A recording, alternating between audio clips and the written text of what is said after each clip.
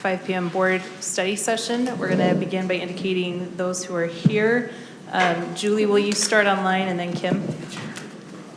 Julie Jackson. Pam Chandler. Clark Nelson. Karen Winder. Chris Wynn. Nicole McDermott. Go ahead, Todd. Todd Hauber. Ben Orsley. Nicole McDermott? I thought I did. Okay. We're going to go ahead and get started with our study session items. Our first one is we're going to invite Dr. Converse up to share with us. We've talked about curriculum adoption process, and Assistant Superintendent Leslie Bell is also going to help. So we're going to turn the time over to you two. Thank you, Board President and Vice President Wynn, Superintendent, board members. This is not the most exciting, I'm sorry, Board Member Nelson, not as exciting as the literacy presentation last year, but it is a very valid part of what we do in the school district. And I think that this was brought about just to clarify a few things about what curriculum is and what instructional materials are, and then to go through how we actually select those. So I'll go ahead and move forward. So our objectives today are to just basically define curriculum under Utah law, USB rule, and our district policies that you enact, and then to describe the processes and resources we rely on when we're selecting materials. And then finally, just to give you an outline of the projected adoption for our primary instructional materials over the next 5 years. So I'm just going to start with a really basic overview of what curriculum is. And so I put the Merriam-Webster definition up here because it is the standard definition of curriculum: courses offered by an education institution or a set of courses constituting an area of specialization. So that's just broadly how curriculum is defined. And as we move into the Utah Code, curriculum starts to take on a more specific definition. And so according to Utah law, instructional materials are curriculum, and those are resources to support student learning, including textbooks, digital materials, videos, and online applications. And that's all defined in Utah Code.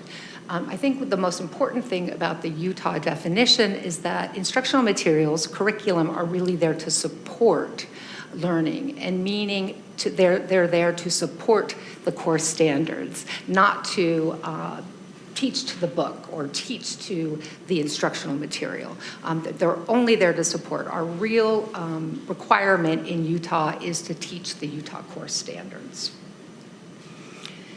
The Utah State Board goes on to define under Utah law some specific components of instructional materials. They echo very much what the instructional materials definition at the state level is, and then they start to define some operating procedures. And so what's important about that is that as a board, as a local LEA board, they define our expectations for selection and purchase of instructional materials. So the USBE in rule defines that the local boards must have a policy in place for both selection and procurement of instructional materials.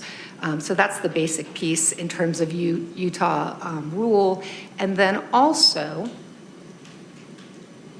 the most important part of Utah rules is that they define the standards and what needs to happen in terms of writing Utah state standards and what those include. And so I think this definition is probably the most important definition in terms of what curriculum is, meaning that we have to identify the knowledge, skills, and competencies each student is expected to acquire or master as the student advances through our system.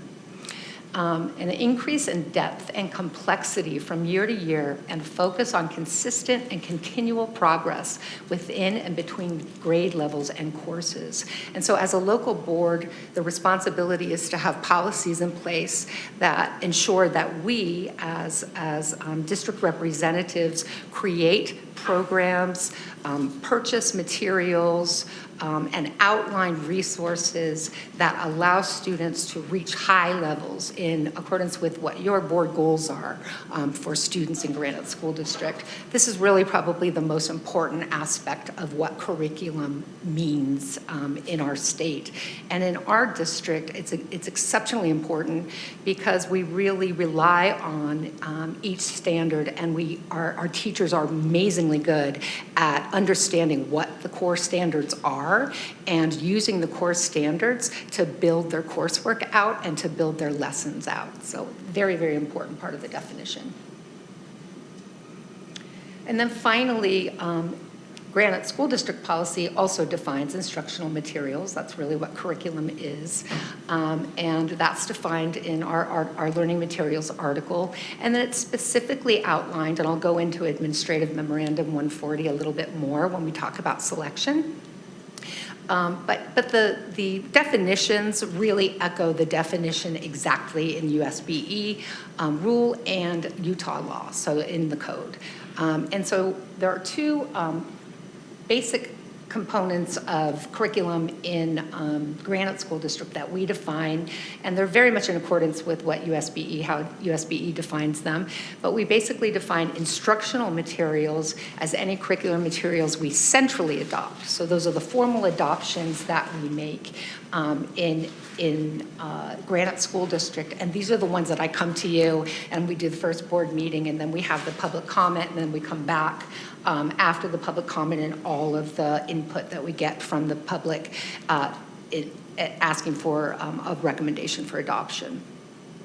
Examples of those are ELA adoption, interreading recently, and then iReady Math is another example. The other basic component of our curricular materials is supplemental materials. And so supplemental materials are all the other materials that teachers use, but we don't take these to board for formal adoption as instructional materials with the to-board and public review component. And so you may see materials come across the consent agenda, and that's because they've met a price threshold, but those are not formally adopted. Now, despite that, and we'll get into it when I talk a little bit about selection, they still have to adhere to all of the rules and all of the laws. So all supplemental materials also have to follow the law and the rules, even though we don't formally adopt them and the board doesn't formally have to vote on those. Examples of these are open education resources. You might have heard of OER resources, and those are basically resources that the state procures, but they're free. And increasingly, we are seeing some good evidence of good OER materials that we are looking at using, and teachers are free to use these as they wish. Another example is one that we purchased, which is Bridges Math Intervention. So how do we select the instructional materials? Administrative Memorandum 140 really outlines how we do that. So as I said before, the content areas of ELA, math, and science are materials that we adopt district-wide. So those require the formal process of adoption that we have in policy. And then supplemental materials are really any other subject area is a supplemental material, and that basically means that we are not procuring and purchasing and adopting those centrally, but schools have more flexibility or teachers have more flexibility to select what they use in their classrooms. And so I just want to take a minute to talk about what that means. And I don't think I can click on this. No, I can't. But Administrative Memorandum 140 really outlines our specific process, the one that I kind of review every time we go through a formal adoption. And what that requires of the board is that, number one, we follow our policy. And the policies are really specific to two components under rule and law, and those are selection criteria and then also procurement process, so the legal parts of buying the materials. And they're very specifically outlined in USBE rule, so we basically just mimic a lot of what that is in our administrative memorandum. But I think a lot of the, what might be especially important for you to kind of remember is that that newer component where the state has adopted the process of having the two board meetings. So one that happens as a primary, as a initial introduction to the materials, and then allowing for that time for public comment, for review, for anyone to give input on what those materials are before we take it to a final board meeting for approval. So that's one part that's really important in terms of our adoptions. Another part that's important that I want to point out is that, just to reiterate that we have, with the supplemental materials, we have a lot of specific requirements for teachers to follow. So for example, even though they're supplemental, teachers shall vet all instructional materials thoroughly to ensure age and developmentally appropriateness and relevance. Teachers need to communicate the use of all those materials and disclosures, frequent, transparent sharing of information regarding those materials. And we also have a topics guide, a curriculum topics guide that focuses very much on how teachers use those materials in the classroom and how they choose the materials in terms of making sure they comply with all state law and USBE rule. And so I think those are the most important pieces to outline in terms of our policy. There are a couple of resources we rely on heavily in both the primary, in our instructional material adoption, and our supplemental material selection. And one is the RIMS searchable database. So under USBE rule, they have it very well defined. If you were to read the USBE rule that I included in the presentation, they recommend instructional materials, and we turn to the RIMS list first. That's the first place we look, because if it's on the RIMS list, we know it's been heavily vetted and that it most likely, well, no, it must, by their own rule, align directly with the core standards. And so recommended materials under board rule must align directly with Utah core standards, and they have a whole selection process at the state level, like we do at the local level, that allows them to determine whether or not it meets that criteria. And then, as I said before, the other resource that we are increasingly relying on are open education resources, and these are really resources that educators have built. Our own teachers have participated in the creation of open education resources, or other public entities have simply provided us access with these under public funds. If you create something under public funds, then it belongs to the public. So these educational resources are really useful to us and can also be super cost effective. So we really try to turn to those as much as possible. And then finally, we do have an adoption timeline, and in collaboration with purchasing department and accounting, we outline this adoption timeline, both in terms of making sure we are fiscally responsible in predicting what the costs of future adoptions will be, and also making sure that we try to balance when adoptions happen so that teachers don't get inundated in one school year with having to adopt a lot of different materials. So we try to make sure we we kind of spread those out across years. So you can see for this upcoming school year, the 26-27 school year, we'll be looking at a K-5 science adoption. In 27-28, there won't be one at all, yay. And then, just because it's a lot of work.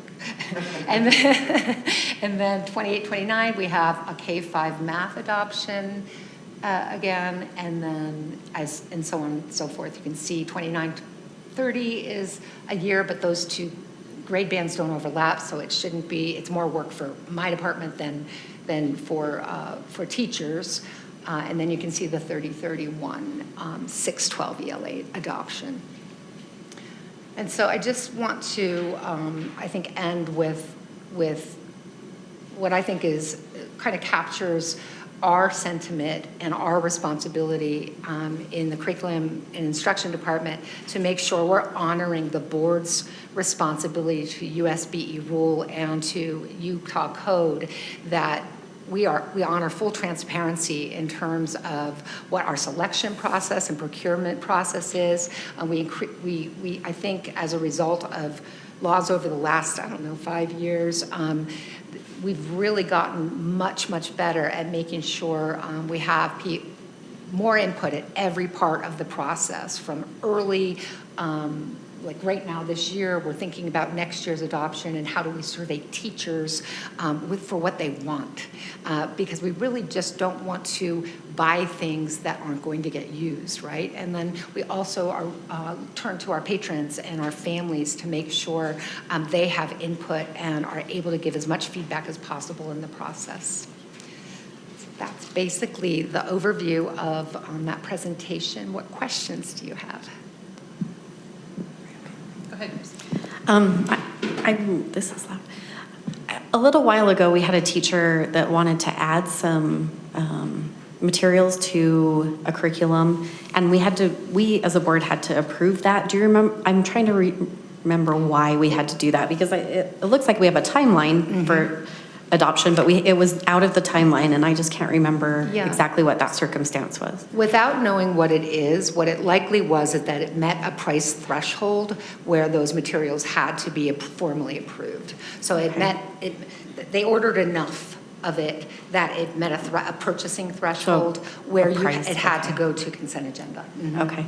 And I think there was one other time that we had to approve something. They wanted to use certain materials in a class, and I want to say it was a health class maybe, or? Yeah. And so is that above this? Okay. It's inclusive in it. Okay. So what I probably glazed over a little bit is included in all of this definition are sex ed materials, novels, those pieces. And so we have under board policy that you've approved, we have all of those procedures in place whereby anything that meets the definition of material that's used in a health or a health science or a CTE class, all of those places, it meets the definition of a sex ed material, it must go through that additional process. And so those you'll also see every time they come through, because those are required. So not a certain timeline, those are requested by our teachers or somebody who's teaching that subject, correct? They can be requested so a vendor could ask to submit, and then if the teachers are interested in that, they'll say, we want these reviewed. Gotcha. If a presenter is wanting to provide, or a teacher sees a presenter that they want to come in and speak on the topic, that all has to be thoroughly vetted. And so that goes through all of the sex ed materials adoption procedures, which are outside of this. So this part still happens, but that additional layer of transparency and vetting also happens. And that also, we apply that rule with an abundance of caution. And so you might remember that we applied it to our human trafficking materials a few years ago, and also something with AP psychology. And so we operate under an abundance of caution in terms of what we put through the sex ed committee. Thanks, Noelle, I appreciate that. Go ahead, Connie. So this happened a few years ago, but one of my constituents texted me about an elementary and was very displeased with what the teacher was teaching. And so what do they do when they're surprised and teaching totally against what the parents want? So you know that she got something off the internet, or, you know, a teacher that she presented to the class without informing parents or Sure. whatever. Yeah. So what really needs to happen in that case, and our teachers get trained annually and also have access to ongoing resources to support them in selection and vetting. But as I indicated before, it's actually part of USB rule and law that parents have access to any materials they wish to review. So that's something that can always happen. But on the proactive end of that, really, if there's something that gets, and sometimes this happens in the last minute. I would be guilty of it, you know, oh my gosh, I need something to teach this piece, and I didn't, you know, I didn't have time to include it in my disclosure, right? That happens. In those cases, I mean, first of all, number one, an abundance of caution that it's following what we've outlined in terms of neutrality, in terms of does it actually support teaching the core standards? Is it unbiased? All of those things we outline under supplemental materials. And so if a teacher is able to do that, and also and feel confident that it meets the criteria, last minute materials, not such a big deal. If it's something that they're not sure, really teachers should be reaching out and asking, do you think this is appropriate? Is this something I should be teaching? And we field those questions often. If a parent's dissatisfied, the first thing they want to do is reach out to the teacher and let them know and say, hey, and sometimes it's just an oversight. And they can rectify that right there on that direct level.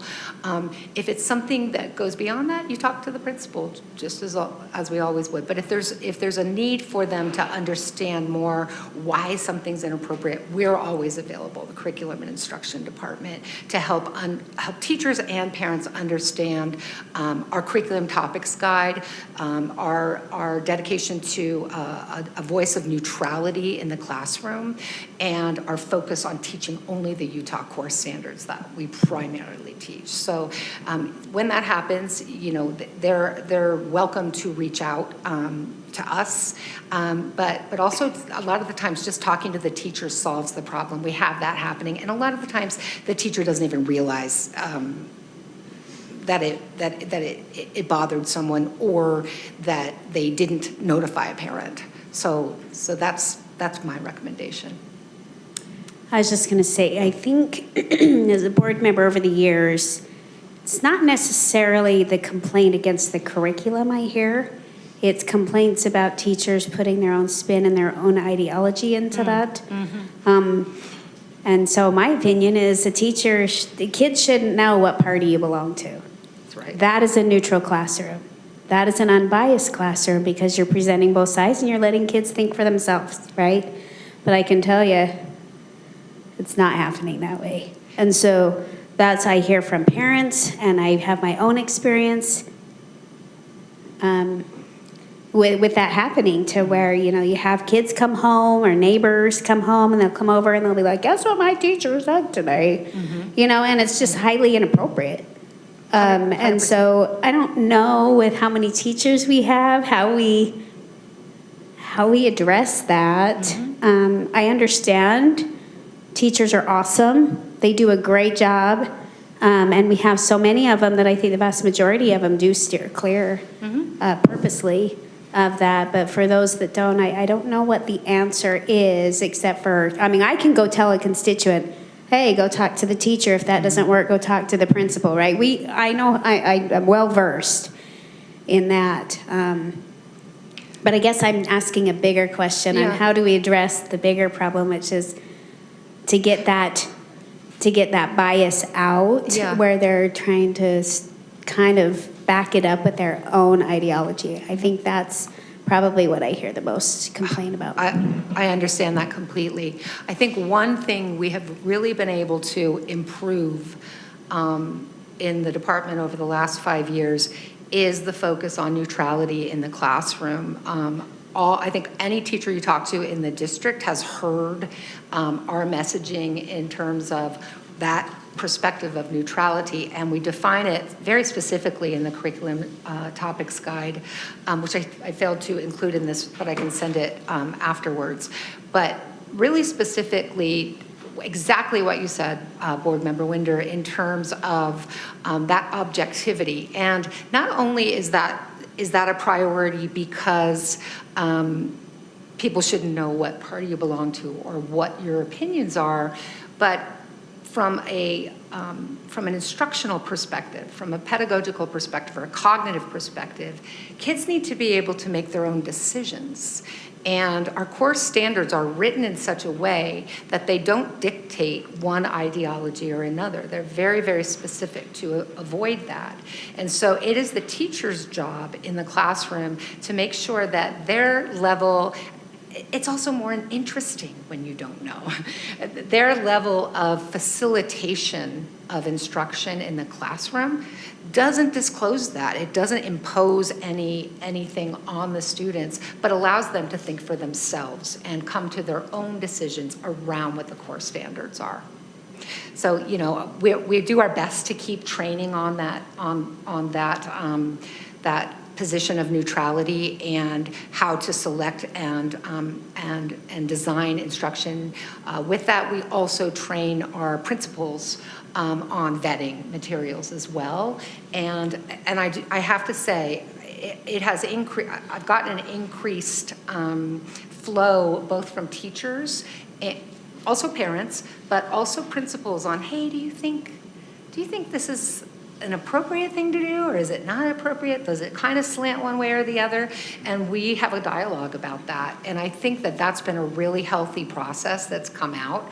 It's really no judgment, just there's a lot of ideology in our culture today, and it's important that our public school classrooms are not manifesting any of that, but rather sticking to our core standards. So we're trying and, you know, open to all kinds of new ideas to continue to push that perspective, because it is what we believe under Granite School District policy. I'm going to play devil's advocate too, though, because I think sometimes, just because of personal experience, I've said something and it's been taken completely the wrong way or misunderstood. So always make sure that you're also, you know, let's also give people the benefit of the doubt that maybe that's not really what was said. And I'm not saying in your case or whatever, but that's why I would always say, hey, it's good to have that conversation with the teacher, because maybe that's not really what was actually said, or maybe both sides were and the kid wasn't paying attention or so. Anyway, but I think it is absolutely critical that we are continuing to, along those lines, that we do continue to stress this neutrality and that we make sure that we allow that for our students. Absolutely. I think I'm talking more about those that openly say they don't support the current president. That to me, not biased. It's just totally biased. And I'm not saying everyone has to love our current president, but it's those level of things, it's those comments. That's what I'm getting at, and that's what I'm hearing from some of my constituents too. So I don't know how you play devil's advocate on that one. You know, it's just inappropriate and it's not neutral, and it is happening. And so that's why I bring that question up. Did you have anything else, Karen? Clark, did you have anything? Let's go to Kim online. No, nothing additional. Just thank you, Karen, for asking that question. It's a similar feedback to what I hear. I appreciate that discussion. Thank you. And Julie, do you have anything? Nope, I'm good. Thank you. I have a couple quick questions. Hopefully they're quick. Do we have an example of something that we have adopted as a curriculum, but that has not been on the RIMS? Actually, we do. We do. So for example, iReady Math is not on the RIMS list. And I think what you have to understand about the RIMS list is it's not super exhaustive. So not everything runs through the state.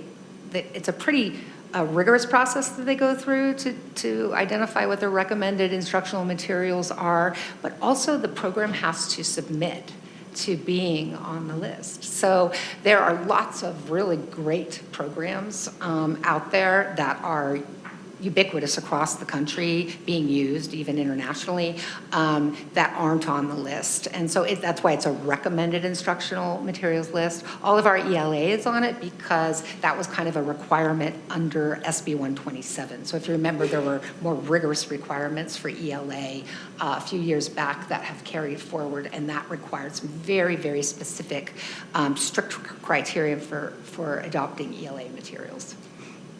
How do you, I honestly don't know, and I've done this for 26 years. How do you handle non-core subjects? Like, I don't know that I've ever submitted a book that said, "Hey, this is what I'm teaching from." How do we follow up with these non-core subjects? Yeah, so our curriculum specialists actually, are very aware of resources. So in the curriculum topics guide, there are sections for each content area, and they actually have recommended resources that are under that. They'll also review anything someone wants to look at. If you look at our software materials, our software adoption materials, those all get vetted through a curricular lens in my department, so that we know what's there. And then we also will, if a teacher or a parent or an administrator comes to us and has a problem with something, we'll take a review of that. But we make recommendations, and a lot of the times for the non-core subjects that are adopted, that aren't core adopted, we have recommended lists, and a lot of that is on RIMS or Open Ed resource. Okay. I don't know that. I don't know that this is a quantitative one, more qualitative, and so just. What's your opinion as far as how often do teachers deviate from the purchased curriculum that we have? So are they required to use the iReady for a certain amount of time? Can they use other curriculum? Do they use, how often does this happen? That's a very good question, and the answer is it depends. Elementary, they stick to the primary instructional materials that are adopted pretty strictly.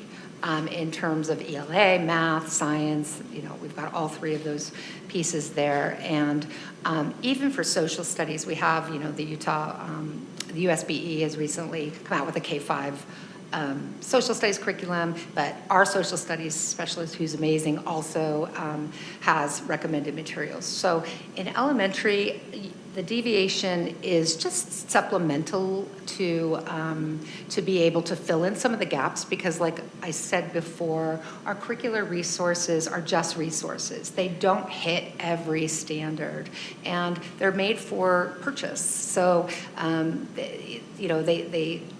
they try to meet everyone's needs across the country, and sometimes they have holes in them. Not every resource is great, and so teachers will select supplemental pieces at the elementary. But by and large, they are sticking to the instructional materials that we adopt.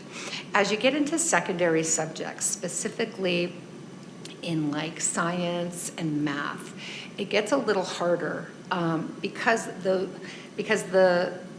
publishers create materials that are very niche to the different topics or the different course content areas that we're teaching, and so you can't really adopt one whole conglomerate of science material and have a teacher use it. They'd just be like, no. And even in terms of math, let's say at the high school level, as you get secondary one, we were just having this conversation yesterday. Secondary math 1 teachers, yeah, by and large, they're using that primary instructional material that we've adopted.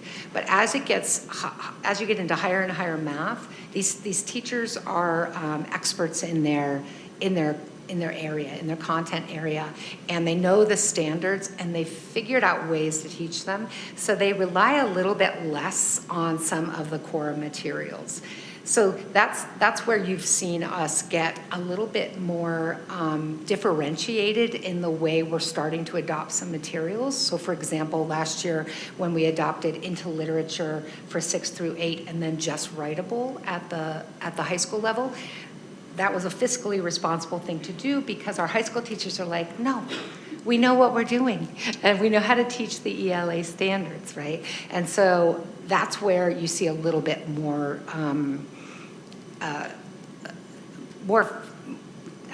more diversity in the materials that they use. And maybe this is not a question that you can answer right now, but it's an interesting thing to me that if we're not spending that money then on that curriculum, are we then returning that to the school and saying you can buy your curriculum or you can purchase, whatever it is as a resource instead of purchasing Sure, the curriculum that largely- that could certainly be a solution to it. What we found recently, well, we found a couple things. Number one, astronomical increases in the costs of the curricular materials, right? So in terms of budgets. But the other thing we're finding with like high school teachers specifically that have very specific content areas is there are ancillary materials that they are appreciating.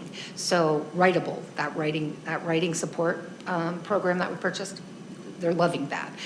In science and math, there are platforms for creating assessments that have all of the bells and whistles in terms of haptics and things like that they're starting to use. And there are other materials like that. So I think a combination of ancillary materials, but by all means, if there were to be, funding that was available, that was something the district used to do. They used to push out funding for specific adoptions when we didn't need it centrally. Okay.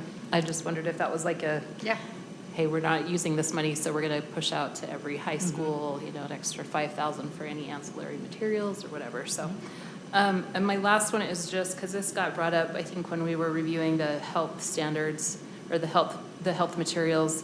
Yeah. There were several things on there, the list of the supplemental materials that were, maybe not.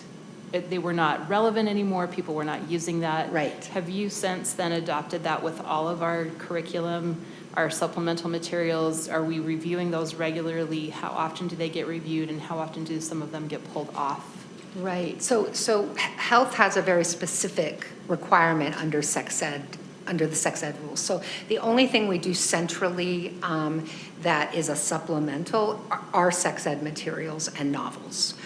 So those are consistently weeded and cleaned. So yeah, we had some stuff that was outdated, and so over the last 5 years, we've cleaned up that list of the sex ed materials. Same with novels, right? We've weeded that as well. So. But we haven't done that with But we don't others. do that with others. No, we have recommended resources, and we don't vet what every teacher is teaching across every content area. Okay. Kim had one more comment. Go ahead, Kim. Thank you, sorry. Just wanted to go back to the discussion earlier about when constituents or parents feel like there's biased information being presented in a classroom, and the comment about standards. I don't know that I agree that all the standards are always neutral. I think there are some cases where I have felt that they're not. I think I raised one of them in our AP psychology, for example, when we talked about that in a board meeting not that long ago. What would your advice be in cases where parents and constituents are in that situation, right? So they feel like it's not the teacher saying anything inappropriate, but the subject matter being taught anyway is controversial to them and not neutral. how would they address that? Yeah, thank you for that. Yeah, so in terms of the Utah state standards, all constituents have the opportunity to comment whenever we're adopting standards. So they're on a regular schedule. If you click on the link that I included that talks about core standards, I can't remember which one it is. Anyway, it's the USBE rule. It outlines the whole procedure whereby the USBE adopts standards, and they have the same requirements we do in terms of making sure all constituents have the opportunity to give feedback and to weigh in on what those standards are. So that's something, if you just go to the USBE website, you can see where they are in the timeline of adopting standards. So you have that recourse you always have for all of the state standards. For AP, it's a little different. That's governed by College Board. So we don't have a lot of ability to change standards in AP. However, we do vet the material. The material is subject to Utah code and board rule. So there is that recourse. Thank you. So just was wanting to put that on the record for anyone concerned with that, contact your Yeah. state board representative and have your voice heard there. So Yeah. thank you. Sure thing. I think that's everything. Great. Thank you so much. Thank you so much.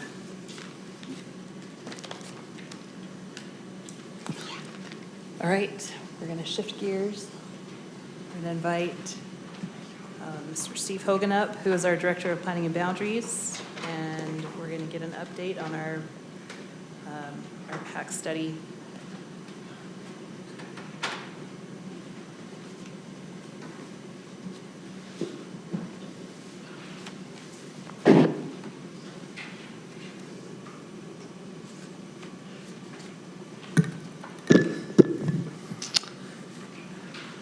Thank you, Board.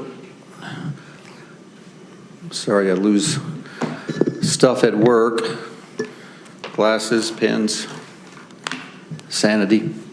I've got most everything with me, though.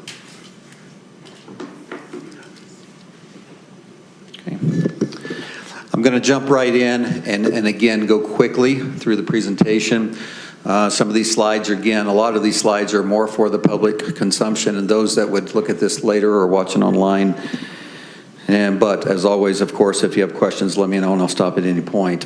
I want to mostly get through this and tell you, really, this is about an update. We had our last PAC meeting last Wednesday, just a few hours before fall break started. And I could tell everyone in the room was antsy and they were anxious. But we had a great meeting for a couple of hours. And so that's the purpose of coming. So again, our process, everyone's familiar with that. We're in the last leg here. And the study area map. These factors that I find myself referring to more and more when everybody asks, well, what is the criteria? What is the rubric, if some people refer to that? Do we have an equation? I think Clark even referred to it recently as an algorithmic equation. Do we have a dot-to-dot roadmap to find answers? And really it's these are those. For instance, when it says school programs and their impacts, this DLI, ALC, of course, our SPED, and what are their impacts on our traditional programs? Other factors unique to the study area. Somebody asked me, what does that mean? In this study area, for instance, a couple of those special factors might be our cluster of schools in certain areas, or the fact that we have low enrollment and low FCI and two schools side by side, things like that are kind of unique to different study areas. So we were asked and agreed readily to revisit one idea, and that's the potential closure of Eastwood and what that would look like under a couple of different scenarios, and that is if ALC became part of Eastwood and French DLI was adopted or moved to Oak Ridge under one scenario, and the other scenario is even if there were no traditional students at Eastwood, if ALC could just move there as a standalone program, kind of like DLI as a standalone program. I'm going to address that part first, and then I have some slides that Mitch wants to go over. But bottom line is, at the end of PAC, we still wanted to make the recommendation of an Eastwood and Oak Ridge merger. And I've been using that word more and more recently because whenever we get the opportunity to make a change or a closure, consolidation, whatever word many people choose to use, in this case, we truly look at it as a merger. And that means the difference is sometimes when we close a school, we're parting out percentages to schools to multiple places, like we've done in most of our studies. It's unique a little bit and preferred to do it this way, and that is where one school, the entire student body gets to move or merge into with another school. That helps maintain so much of the culture, all the friends, all of the benefits, most if not all of the teachers, all of these things that we'll talk about more in just a minute. But that is still the current recommendation of the PAC at this point. And again, these have not changed. I don't think there's anything new about what I've gotten up here. The Eastwood campus would close and merge with Oak Ridge. The central location that PAC prefers of Oak Ridge, being closer to Churchill is a big deal. Slightly larger building capacity at Oak Ridge. The pickup and drop off, more of a challenge at Eastwood as enrollment has increased. That one I will speak to for just a second. We did what I would call an informal traffic study, at the very least observational, where we had 5 people, 2 at Eastwood and 3 at Oak Ridge, go and spend 2 days, that's 2 mornings and 2 afternoons, observing, taking notes, using tick marks of walkers and how many people walk to school, how many are dropped off, other basic observations. And it really didn't change our mind. In fact, it only kind of reinforced our thinking on this. And that is, both schools approximately, again, this is 3 people. We didn't hire a firm to do this, but we feel like we were pretty accurate in it. And that is, our observation was 80 to 90% of the students at both schools are dropped off by a vehicle. And most of the rest are walkers or bike riders, but they get there on their own in some way. At Eastwood, it's still a concern that we've talked about, that at the intersection there of Wasatch and the entrance to 215, even with only about 230-ish students, it still tends to back up a little bit closer to Wasatch. And that's what I mean and why we have, as enrollment is increased. So in other words, if Eastwood, if Oak Ridge was merged with Eastwood, and then you had 500 approximately students at Eastwood, then we're more concerned with the intersection and the pickup and drop off. Buses have a harder time at Eastwood. Buses can pull through at Oak Ridge, as well as the cars. It's one way in, one way out. I'll remind everyone, I'm not suggesting everything is perfect at Oak Ridge. Far from it. We do not have a school where everything is perfect. It's just a matter, it's pretty relative and contextual. We understand that. But that's just an update that we wanted to double check our memory from years and years and my observations. I did not participate in this observation or study. I wanted other people that were not me to take a look and give me their independent voice and observations of that part. Can I ask a question? Sure. So based on what, I'm just restating what I heard you say. In summary, you would estimate that upwards of only 10 to 20% of the students appear to be walking. So we're talking at Eastwood, that is roughly under 40 students. Correct. On the high end. And Correct. So the vast majority of traffic, and probably at both locations, I don't want to Correct. It is pretty consistent at both locations. Okay. And then the traffic, we obviously had concerns previously about Eastwood's drive-through, which is why we tried to make improvements to it. Right. Because it was one of our more challenging ones as well. Okay. Correct. Thank you for that clarification, Superintendent. I would just make a point then that it appears that if the vast majority of our families are driving, which we assumed in the first place, that this plan, where the vast majority of those families would be provided transportation, addresses that concern fairly readily. Is that fair to say? The PAC would concur with that, yes. Thank you. It was interesting, and I'm glad it happened this way. There were, again, 2 days of observation. One was on a beautiful sunny morning with great weather. The next day was wet and also had road construction up near Oak Ridge. And I think it's interesting to have those variables in place already, where it's, even with those variables, those 2 days at least, I know it's not a long-term study, but at least with those 2-day averages, they were pretty dang consistent. And again, the Oak Ridge internal ADA access, and I want to stress that Eastwood is ADA compliant.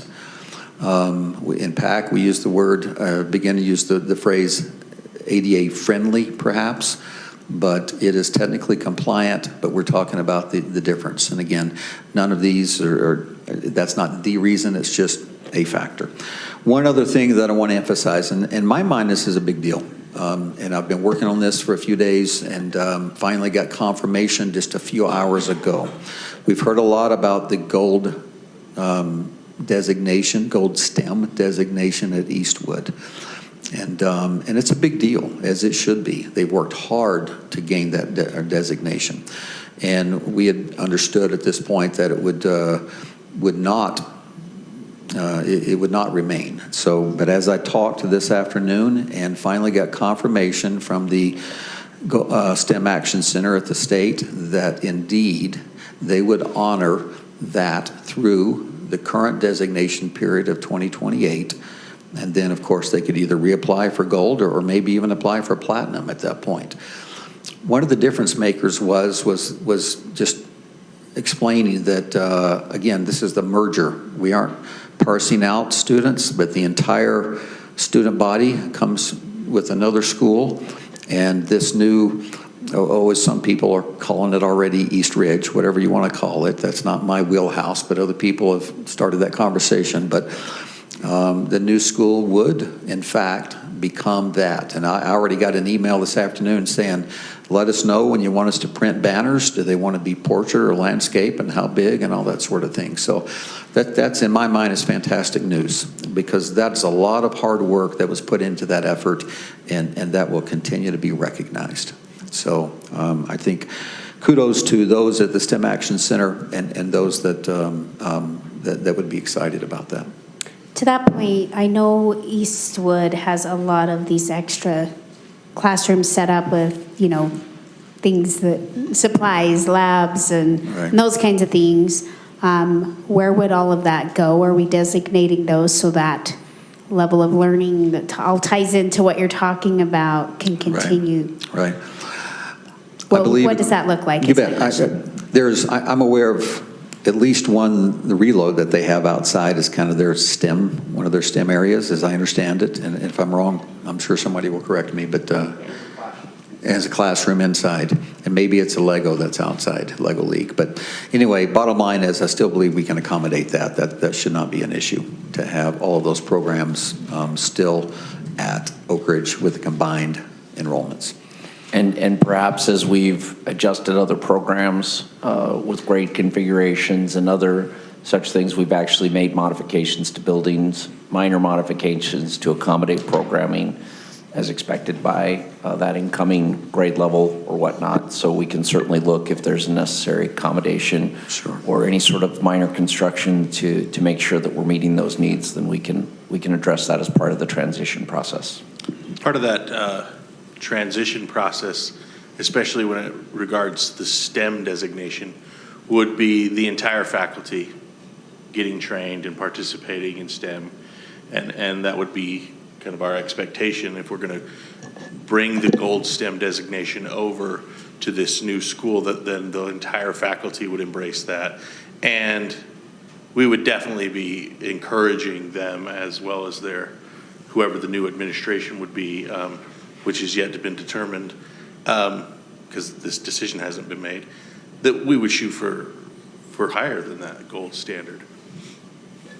I can just chime in on that. there's a great power to that because the STEM designation is a cyclical thing. So, even at Armstrong, we shot for platinum, we landed at gold, and then in the next cycle it became platinum. And this could be a real cool opportunity to expand the footprint of what they've gotten started there with, a larger student body and do exactly what you said. Right. And I'll just follow up with, this decision from the PAC largely comes back to this issue. We keep coming back to the traditional student classes and removing ALC and Oak Ridge, DLI to these smaller schools doesn't change the thing that we've been trying to remedy for years now. And that's just and this comes back to, in both of these, here at Eastwood and Morningside, is the small traditional classes and making sure we can maintain robust, healthy schools in that way. It just did not move the needle for PAC enough to say, okay, let's consider moving programs to small schools where we know we've had these challenges for years. I just want to clarify, because I hear you say small traditional classes, but I want to point out that some of these were not small traditional classes. These are, I think that's. Thank you for that clarification. Yeah, let me rephrase that. Thank you. Not small in number and enrollment in the class, students, but small in the classes per grade level. Because I think one of the things that I'm hearing over and over and over again that our communities are not quite understanding is, like, I look at that 36 in the 4th grade at Eastwood. That's not small. 36 is not small. Right. And if I'm a teacher that's teaching 36, 26 in a kindergarten is a lot. Correct. That's a lot more, 34 over there in Oak Ridge in the 5th grade. And it's not just about using our buildings wisely, it's also about when you combine that, if you were to combine those 2 kindergarten classes right there, just looking at that, that's 57 kids, and that's 3 teachers. If you even that out, that's a lot more evenly spaced than what it is currently. And that's where, we need to keep that in mind, because it's not just about that. Yes, there are advantages to a small school as far as the kids and knowing them, but the disadvantage is that you don't have the resources spread out in the same way. And I think that's where we've got to make sure we understand that. Thank you. That's huge clarification. And yes, it's not, in fact, it's the opposite of small classes. I mean, sometimes they're so small they have to be split, which is not good. But normally you have these peaks and valleys in these schools that have only 1 to half teachers per grade level. So, thank you. We're gonna switch gears a little bit, but on the same subject. Yeah, it actually it's a great segue into what this presentation is, and it's the benefits of this merger and how what we're contemplating here is really a win-win for everybody. It is such a great opportunity, I think, and I think I'm going to be able to show some data that says that. We will be creating, if this recommendation goes through, Granite's newest high-achieving elementary school and one of Utah's highest achieving elementary schools. If we take the new combined school enrollment, we're just going to walk this through, understanding that if we put this combined and we merge these 2 schools, this is what will happen. There will be about, again, using the numbers as they exist the day I pulled this, but they vary all the time, we know that. 218 kids in K2 and 268 in 3-5, dividing by the per FTE, that would give us a total of 19 available FTE at this school, which is quite a bit more flexible than the 9 or 10 that these individual schools have. Now, if we take the current enrollment and start dividing that out using that FTE, you see these kinds of class sizes. I don't know why that 2nd grade is offset. I'm not trying to do anything special there. 2nd grades are important. Yeah, very, very important. But it kind of just shows that we get away from classes in the teens and classes in the high 30s. When you're able to divide by 3 or 4, it really gives you some better flexibility. I think something also to be said that if you have a student, and this is where it really does get difficult, if you have that class of 36 and you have somebody move into the neighborhood and they're in your boundary and you have to take them. And so all of a sudden you have a class of 37 and then you have later another student who moves in and then you have 38 and we're locked into FTE at that point, and that's where it gets really, really difficult for a teacher. It's a great point. Spoken like a teacher. Can I just add to that? The other challenge to what Nicole's talking about, and maybe we've beat this dead horse already, but the flexibility that you lack from a principal standpoint when you don't have more than one possible class that a student could land in. Maybe there's a conflict between two students. Maybe there's a conflict between a student and parent. So this does enhance the options. Yeah, we're going to talk about that in more depth in just a moment, but exactly. Let's talk about soft money. Soft money is an important, I say soft money, it's TSSA and land trust, these two allocations that go directly to schools. When you have a smaller size, this is always based off of how many kids are in the building. And this, you can see here with the larger enrollment, there's a total available between the two programs of upwards of $163,000. If you decided to lower class size, you could do that and still have money left over for all the other things that you might want to do. Wherein when they're split apart, the dollar amount becomes so small that if you try to augment your FTE allocation, that's it. And you don't even get to a full, if that makes sense, a full FTE. They just don't generate enough with those small schools. So lots of flexibility here with these soft monies. Let's just talk about academic excellence. I took the two schools' proficiencies and combined them and then averaged. The average across all tested subjects would put them at a 77% proficiency. This ranks them as amongst the very highest schools in the entire state. Their growth scores, again, averaged across all tested subjects is a combined 68%, which would rank them at or above superior on all of Utah's accountability model categories. Which, again, like we are talking about an amazing school with an amazing outcome for both current boundaries, all students. Let's talk about the systems of support. This is going to get a little bit more to what Tyler was talking about, that a larger school provides. When you have 3 to 4 in every grade level, it enhances the collaboration that a PLC can enjoy. Obviously, that's better than 1, and it's definitely better than 2. At 3 or 4, you start having some real collaboration in the PLC environment. How did you get that score? Maybe that conversation can be really enhanced. Mitch? Yes. Mitch, just for anybody listening, can you make sure they know what PLCs are? Yes, thank you.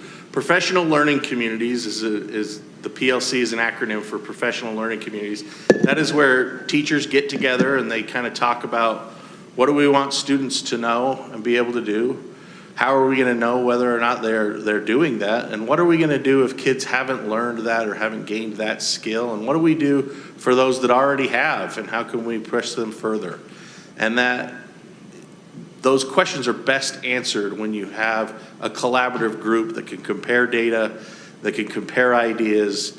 Because, for example, Steve and I might be teaching 3rd grade together, and he gets a much better score. I can say, how did you do that? I'm going to try that next time. I'm going to reteach it using your idea because your data is telling me that it's a better strategy than mine. That's kind of what I mean by PLCs. So could I speak to that yeah. as well?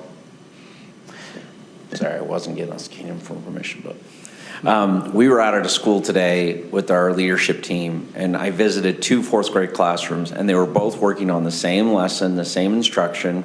They obviously taught it differently, but they had different approaches and strategies. But in our debrief after, it was very clear that they had a very strong PLC. They collaborated very well together to make sure that they were benefiting the students with their instruction. So when we talk about the core of instructional improvement, this is a key cog in that in that improvement. And so, and let's be clear, until we're getting 100% proficiency, we can always improve our instruction. Yeah, and even if we got 100% proficiency, how high was that proficiency?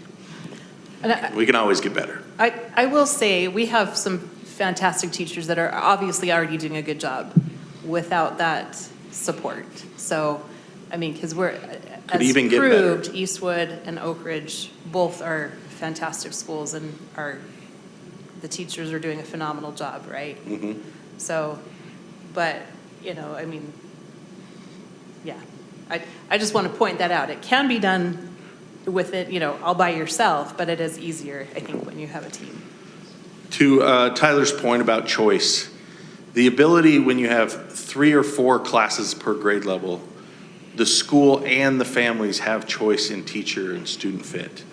So for example, if this family has had Mrs. Jones with 2 other kids and it's just not a good fit for their family, it's nice that the 3rd kid could have somebody else.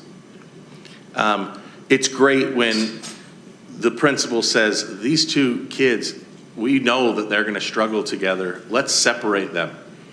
Let's make sure that we provide a way that they could be separate. Lots of options there that are not uncommon. They are common things that choice enhances the overall experience for everybody involved.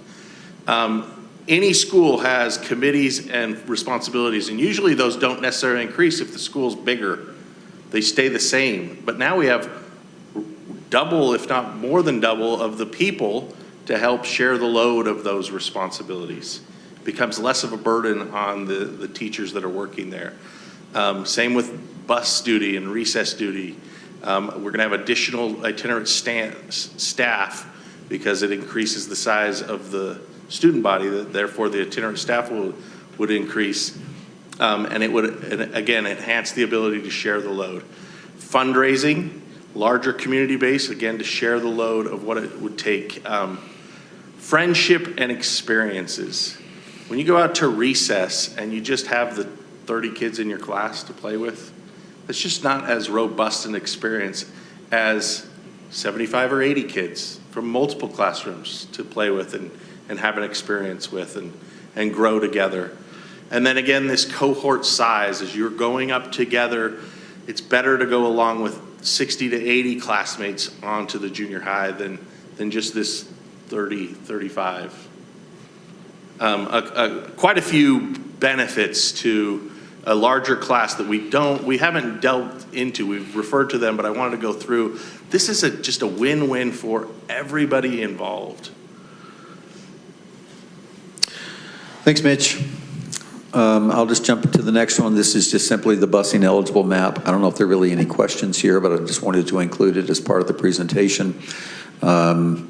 There's not a lot new on here. Any questions about the busing? I know the community has been concerned, and I mean, it is a concern as far as the busing up that hill. Can you speak to that? I've talked to Dr. Gaddy, Director of Transportation, multiple times. He just does not see that as a concern as far as busing or on a bad weather day. Just to remind everyone, buses are made for these types of things. Worst case scenarios, they have the automatic change that can come out to get students up a bus. We've been busing Immigration Canyon for years. I believe they can handle Jupiter Drive if they can handle Immigration Canyon is just, I think, my point on that. Are there concerns about safest walking routes? Yes, again, as we do everywhere, and the student safety is paramount. Lack of sidewalks and things like that are always a concern, so we'll have to work especially hard on the safe walking routes and what are posted. Some have brought up the fact that we've committed to, you can see the red line there, that's the current boundary of Eastwood, where some students are picked up, that we would have one bus for Immigration Canyon. In fact, they would arrive at school sooner than, in other words, if they go to Oak Ridge, we believe they'll get to Oak Ridge sooner or quicker than they do get to Eastwood now, because there would be a separate bus for the other students in that area. So that's a kind of a quirky advantage. When you go to a school further away, yet the route changes, therefore you will get to school sooner. Can I follow up, Steve, You bet. quickly? You bet. Is there a cost to that additional bus? Meaning, is this a bus that's already in service, or is there a capital cost for that additional bus that you just referenced? So far, according to Dr. Gaddy, because of changes around the district each year, this will be a net zero. So even though those are additional bus for this school, we've gained it somewhere else in the district. So we are currently, with this plan, a net zero, no additional cost. Could I follow up to that as well? If you look at the map, if there was an Oak Ridge, if we were shifting Oak Ridge over to Eastwood as a merger, I believe we would actually be a net loss of 2 routes, if I recall from my conversation with Dr. Gaddy. Is that correct, or am I misstating that? I am so sorry, Superintendent. Could you repeat that part? All right. Well, now I want Mitch to answer it, because He was asking me a clarification to make sure I explained something, but was it 2 routes? I'm sorry. I know you guys discussed this in PAC because I asked. I just don't remember the answer. But when PAC was considering, you obviously considered Eastwood, a merger to Eastwood or a merger to Oak Ridge. You had a map that showed what that would look like. We'd actually be transporting even more students if we were merging to Eastwood location, and we wouldn't have a net zero impact on transportation. Is that correct? There would be more buses in the alternative with an Oak Ridge closer. Okay, and more students be required to be transported. Correct. Just clarifying. Thank you. Correct. That's what I thought you said the first time. Wanted to make sure. I do want to say that under the direction of our amazing superintendent, other duties is assigned. I was given the opportunity to go walk a similar route that students would walk, and it was, I'm 52 years old, it wasn't super To be easy. clear, I just didn't want to walk by myself. So Steve and Mitch were both kind enough to walk with me. And so we walked that route. We kind of got to experience what it might be to walk along that route. It took us, we were walking fairly fast, so probably quite a bit faster than a first grader, but it took us 18 minutes to walk from the gas station to the school. The Sinclair on Wasatch, at the corner of Wasatch and Jupiter, just stay on Jupiter all the way up to Oak Ridge. And again, we recognize that our steps are different than different age children's steps. Is that what I know the community council is the one that ultimately recommends the safe walking route, but do you feel that's the safest route is to go up that way? I don't think that was the intent and purpose of our taking that particular route. Okay, We actually, I think, intentionally took the most dangerous route to see what that was like. And I think it's safe to say that Jupiter's probably the busiest street there. It's the main thoroughfare through the neighborhood, so that's good and bad. It's good and it's wide. It has bike lanes and a kind of a walking shoulder on both sides, but yet the bad part is there's more traffic, right? This is common with a lot of our walking routes. So it's in this area and right. several other areas. Right. I would point, I don't mean to cut you off, sorry, Steve, did I? I think our point was to take the furthest and most dangerous route to kind of see what the experience was like, the temperatures, the time of day, take a number. We went early in the morning to kind of take other factors into consideration. I don't believe that's the route that the vast majority of people would choose to take. If you can see that neighborhood and area that is directly east of Jupiter, that is in the Eastwood boundary, we estimate right there where his arrow is. I actually was visiting with some parents the other day, and they pointed this out to me again, that they believe based on our data that about half of those families already walk over and special permit to Oak Ridge because it's frankly shorter and a safer route.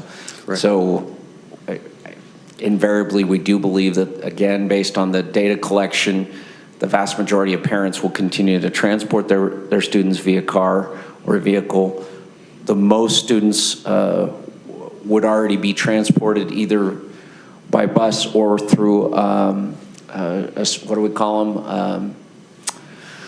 Cars. No. Thanks, Steve. What would I do without you?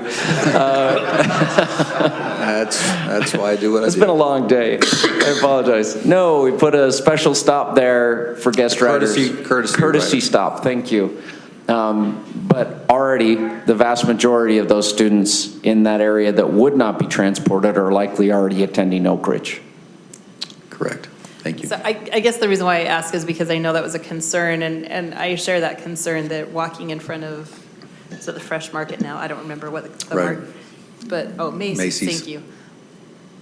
Anyway, walking in front of that, that is busy, that's a busy shopping area in the morning especially, and I would hate to have kids walk in front of that with cars pulling in and out, going to the coffee shop, going to Macy's, so that would probably, though, you think that it would be better for them to go up at least Jupiter in that respect?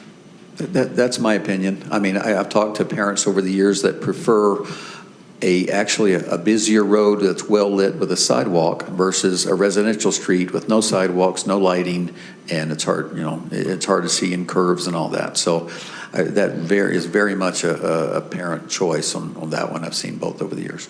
And has Mill Creek I realize this is not in our purview, but have Mill Creek, has Mill Creek been in talks at all with, okay, this is what we could do to improve lighting, this is what we could do to improve sidewalks? Have the residents reached out to them? Do we have any information on that?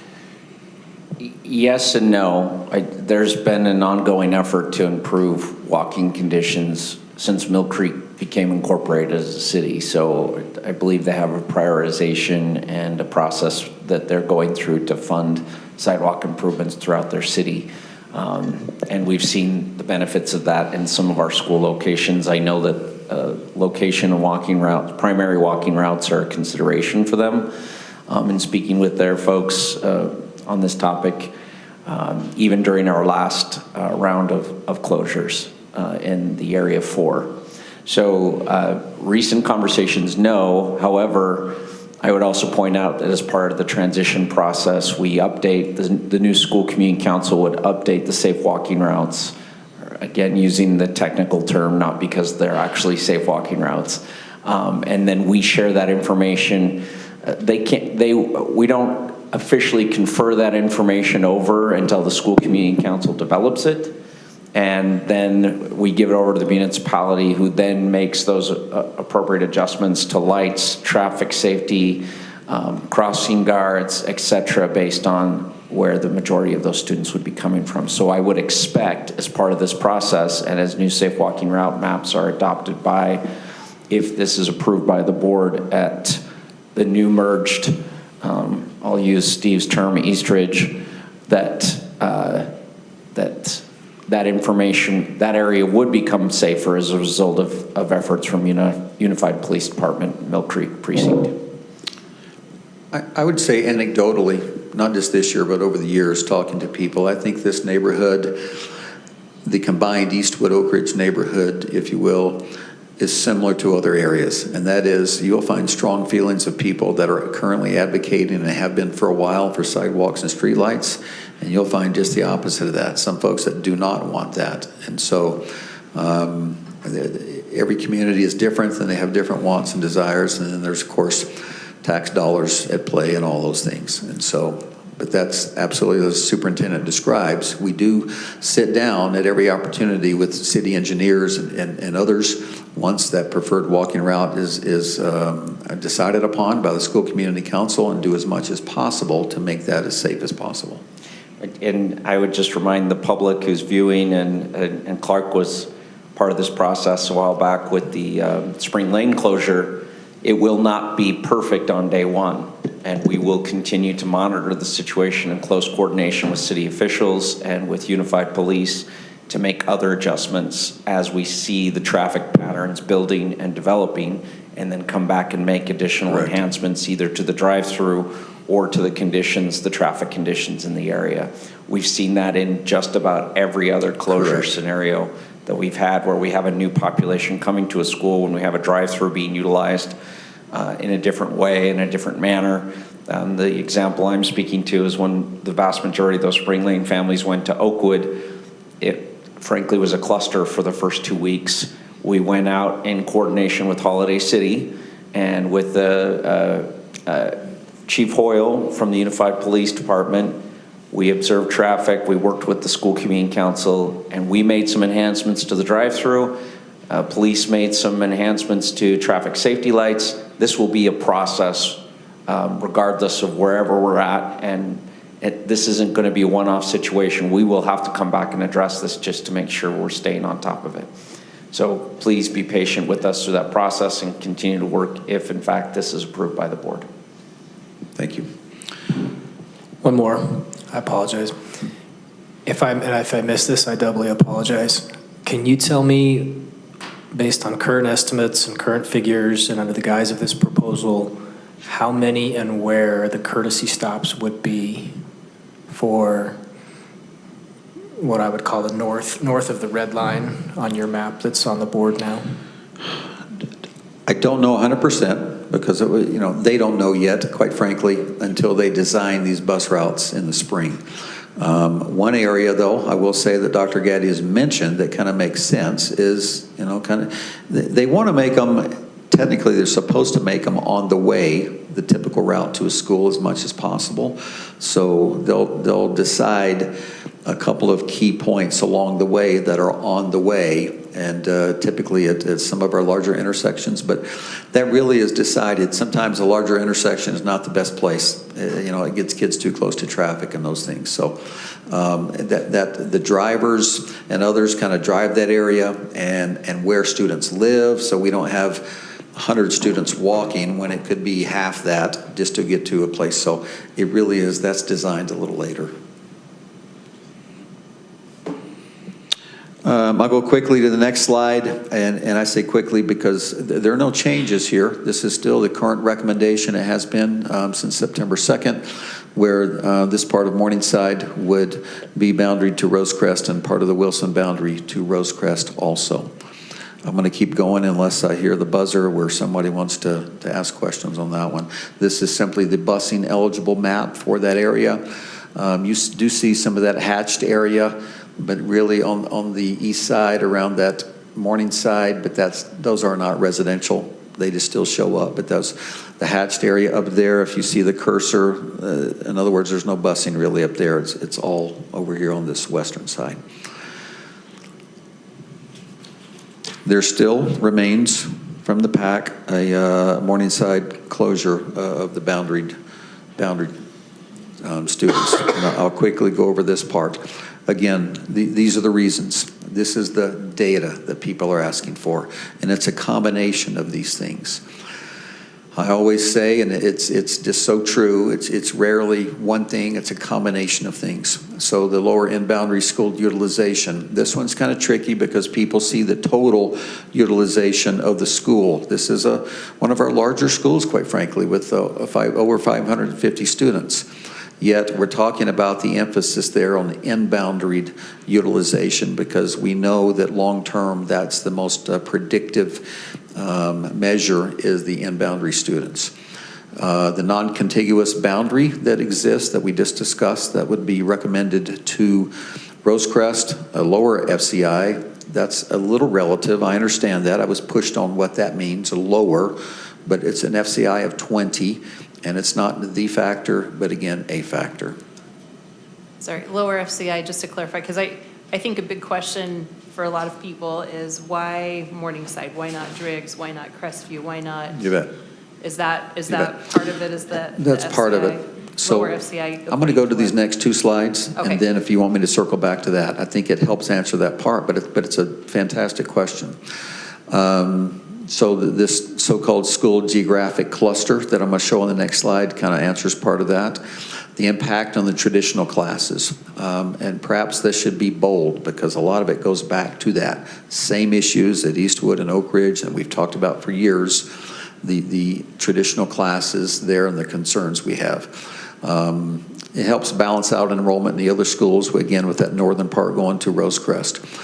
Also in this proposal, all Morningside students from this area would become boundary to Driggs Elementary, and it does not change junior high boundaries, which is very, very important. That's almost lost sometimes, but I keep wanting to stress our junior high boundaries and feeders are very much a unique feature of this study, and this is one of those areas why. So why Morningside? So if you look at, again, this geographic clustering of schools that just 50, 60, 70 years ago when schools were built, that was the way it was done. You built them smaller, you built them closer together. They were truly walking schools for multiple reasons. But if you look at that and you say you take Crestview and they have quite frankly, a higher FCI, a very nice walking school. Those are the things we want. They're healthy. Things seem to be good there. Driggs, it's a larger capacity. In this case, the PAC likes the larger capacity schools. It also has a larger FCI, and when another FCI comes out in a few years, hopefully you'll see that FCI go up because of the significant remodel. But if we can hold on to our schools with a larger capacity, that gives us flexibility down the road with other potential changes, hopefully not for a long time, but it's a reality if something has to change. Then you jump up to Oak Ridge. If they're taking Eastwood students, that kind of takes them out of the loop. And then you're almost by process of deduction and going back to all of these other factors. So, Board President, this one's hard. It's because a lot of people keep saying, what is it? What makes the difference? It's all of those things. It's not one thing. You can compare other people. A few nights ago, I compared this one to Penn, and there are some comparables. And quite frankly, you can make that pros and cons list, and there are legitimate things on both sides of those lists. But it's that one list becomes larger in our mind, and some things are unchangeable and some things are obvious. And it's a combination of these things that led us to Morningside. And quite frankly, this, again, if you look at the traditional, you have 2 French, 1 ALC per grade, and one, and in first and second, a split. This is a big deal. It is a big deal, and maybe I haven't stressed it enough or articulated this enough or well enough to help people to see our concern here. But when you have programs at schools, it quite frankly complicates things, especially when you have fewer, not lower class sizes, like you mentioned, but fewer classes per grade, and in this case, 1 and less than 1. We are trying to come up with solutions here. So, and that's a huge factor. Just doing the math there, if you take out kindergarten, and the reason I'm saying if you take out kindergarten is folks seem to be putting students into kindergarten at Morningside so that maybe they have a better chance of getting into DLI or ALC, because look at how much bigger that is than the traditional program and then how much it falls off. You add up all of those traditional classes and we are 98 students. 98 students in a traditional school. That's pretty small. What's the percentage of the kids, do you have, I should have asked this earlier, I apologize, I just thought about this. What's the percentage of the kids in the DLI that are from the Morningside boundary?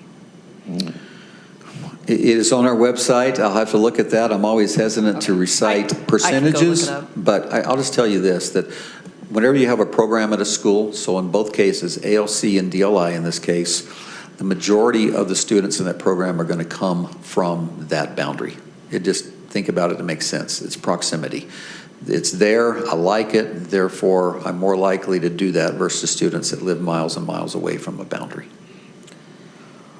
Could I ask a question? Oh, thanks. There's some technicality to an actual school closure and leaving programs there under state law. And I just want to be very transparent about what the PAC is actually recommending. is the recommendation to leave, because I had a meeting with some parents the other day, and there was actually some compelling evidence long-term or some adjustments, and that's why I'm actually looking more favorably upon this current recommendation, because it does leave us some options down the road if things continue to decline, right? Or if we're not as successful as we hope to be in drawing additional students to a DLI French program. Sure. Or expanding as we continue to study the ALC program. Is this going to be an official school closure and create a new magnet school like we did under the law? There's a technicality there, right? Or would we have to go through the whole school closure process again if, say, DLI were to shift to another school down the road and or ALC? I believe the current recommendation, if I'm not incorrect, the recommendation from PAC is to leave ALC at Morningside for the current time being until we can study it further, but it's anticipated that it would move at some point in time. I'm going to.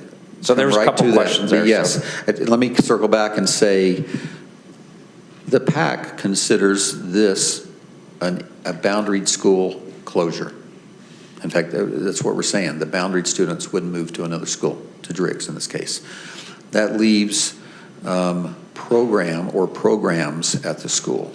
It becomes a place to house or host programs. So in the event, we hope not, but in the event something changes with a program in the future and a program moves, then that process is much less cumbersome and difficult, quite frankly, than a process that we're going through now with boundaried students. Can I ask about the ALC? Generally, just because I have one in my area, they pick up, it is kind of boundaried. This is the area, and they pick up from the junior highs, and they bus those kids to the ALC program. Do we have right now a bus coming to Morningside with the ALC kids, or do all the ALC kids the parents just drive them? In fact, we bus. We do have a bus? We bus. Okay. In fact, I'm going to jump up a couple of slides and go back. Okay. So let's jump right to the ALC issue. This was the original update we had not long after. This was a part of the email word for word that went out to the community, and where we originally talked about a recommendation to consolidate at Woodstock. We've since said, no, we're not going to do that. We're going to take some time to study the ALC program, the testing methods, and a lot of the issues that were brought up, excellent issues by the parents. And so the decision was Woodstock will keep their program. We have to decide where the program that's at ALC program at Morningside, where it will end up. So this is the PAC's recommendation at this point.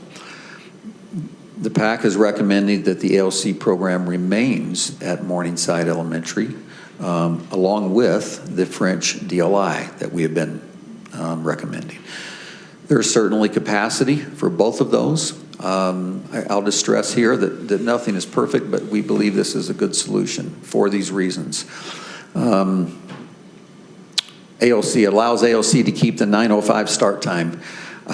That doesn't sound like too big a deal, but if it goes back to Clark's question one, if it moves to a different start time school, it would add a minimum of 2 buses, a net, and that's literally, hundreds of thousands of dollars, depending on does it have to be the purchase of new buses, new drivers, all of those things, but extra costs are incurred. Or the other side of that is we move the start time of the other school to 9:05, and which is also very difficult, quite frankly. And there's a reason we don't typically move start times, because people create their lives and routines around the school start times. So it's not impossible, doesn't mean we can't, but it's just a reason. ALC and French DLI can continue to share the transportation resources. So to your question, Board President, yes, ALC currently is picked up at school locations. So they have bus stops at school locations. Now, I talked to Dr. Gaddy again this morning. Based on current numbers, we would have room for another 100 students, DLI students. If they just come to those current Whatever those locations are, they probably would remain the same, I assume. If they come there, we have room for at least another 100 of the DLI. Based on history and how many students choose to use transportation services, that's probably everyone that wants transportation. Again, going back to the Eastwood and Oak Ridge, where 80 to 90% are dropped off, I think we'll have plenty of room for all ALC and DLI that want transportation that would be available. So that's another added benefit of keeping those at the same location. Just out of curiosity, what's the start time of Driggs, do you know? Okay, great. 8:40. Yes, it's 8:40, and you're ahead of me because I'm going to address that again in a second. No other school is impacted while an ALC study is completed. We've heard from the parents, ALC parents, why move us? And it's a fantastic question. Why move us until the district conducts a study to see long-term what is going to happen with ALC? And it makes sense. And the more we think about it, of course, that just makes sense. And so instead of moving somewhere this year and doing a study and perhaps, maybe, we don't know, but perhaps moving again, we take that out of the equation. Keeps proximity to Churchill, the natural French DLI feeder. I think that's kind of a big deal for both of those programs to keep DLI there and a lot of the ALC, as we anticipate some of those would go together to Churchill. Finally, all siblings of ALC and DLI students would have priority to Driggs. Why did I say Driggs? Because again, this is a little unusual for our district, but not unusual across the country to have a school that is a magnet school for programs only. So in other words, they will not have traditional students there. So siblings, there are currently 20 families with siblings, and if I remember my numbers right, that's like 25, 26, 27 students total. Of those siblings that are coming, they would have priority if they choose to go to Driggs. It's the next closest school, half a mile away, and it's also a 25-minute difference, which is perfect, quite frankly. So if a family chooses to do that, you can, from 8:40 to 9:05, you have time to do the pickup and drop off a half mile away. And it's also a pretty good walking route between schools. So again, this is not, I understand it, gonna satisfy some folks that obviously would prefer, and I think we would prefer in a perfect world to have siblings together as much as possible. But this is a model that is more common around the country, and to have two programs in one place without traditional students, and we feel like this is a pretty reasonable response, is trying to keep them as close as possible, and that's why we say that all the siblings would have priority at Driggs. That's the rationale of PAC for keeping ALC with DLI, so two programs hosted at that campus without traditional students. You can see, I just put that map in there again to see as a reminder, Morningside and Driggs. And I clocked that and looked at it carefully. It's like 0.52 miles. I have a question. You bet. How long do you anticipate the ALC study?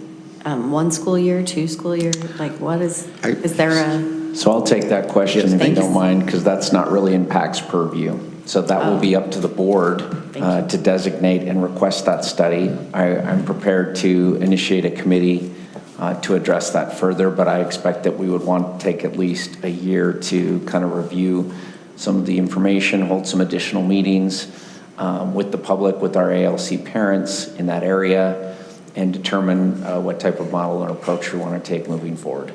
And then that would in turn help guide decision-making on a potential relocation to a more permanent location.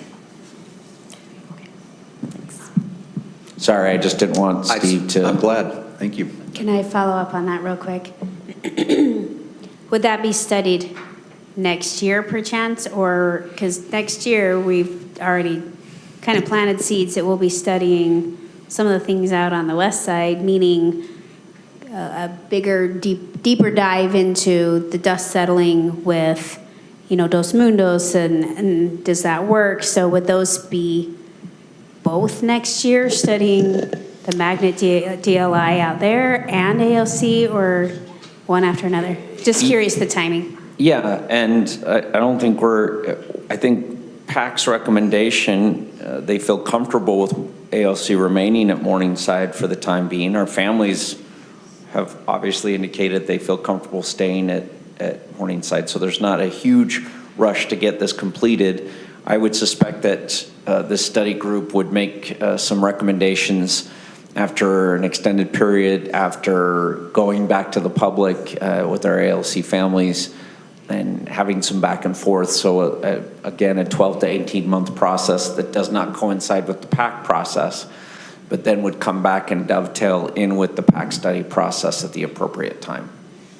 Because even to move a program, there's a component of, even if this isn't an official school closure at that point in time, to move a program, there are some similar requirements that we would want to follow the PAC process under state law. Does that make sense? So basically, they can run side by side. The Dos Mundos would be more of a look through PAC, and you'd be looking at ALC more administratively through this committee. Correct. Okay, just want to make sure I understood. And that would be more curriculum heavy folks. So Noelle and Leslie would be a key part of that. Great questions. Circling back again, one other thing I wanted to bring up that we did discuss, you may have noticed in your inboxes, along with mine, we've gotten quite a few folks from the Cottonwood area that are requesting more students. When I say more students, this is the current recommendation. So again, if those students from Morningside come to Driggs, then the domino effect is we're recommending 2 areas, one with 70 and one approximately 30, be boundaried to Cottonwood Elementary. And again, we know, we've said all along and continue to say that we don't anticipate all of those 100 students showing up in 1 year. It'll take several years to see the full impact of that. But there's some momentum in the Cottonwood area to say, well, that helps, but not enough. We want more students from that Driggs area. And when they say more, they're typically referring to, they'll say below 4,500 South, or up here it's 4,420, then it becomes 4,500. So everything south, oops, let's go back, sorry. So everything in that area below that line. And that area is about another 75 to 80 students. Now this one's a little tricky. It's tough. We debated this for a bit. I don't think there's a perfect answer here, because I could probably make a reasonable debate on either side. And this is what I mean, is if we knew, it's tricky because we don't know yet, because of all the moving parts, as I call it, in that Driggs boundary, how many of those students will end up at Driggs, or did I say that right, in the Morningside boundary, with the potential closure of Eastwood, where are some of those students going to end up that are currently living in the Morningside boundary, with ALC, with DLI, with IB, with Gold STEM. There are a lot of things happening in this area. It looks like we could have anywhere from as low as 75, probably 100 on the low end, to 175 come to Driggs from that area. Now, there are a lot of decisions to be made by parents with these changes. So if I was more comfortable with that number, I would be more comfortable in making a change here for more students to Cottonwood. It may be a bridge too far, and in fact, that's what we're saying so far, is why we're hesitant to make a move for additional students, another 75 to 80 from Driggs to Cottonwood, because we don't know that yet. So it's so far, we are saying to not move those students, not move more students to Cottonwood, because it could be too much. And so that is still the current recommendation, is to hold that number. Any questions on that part?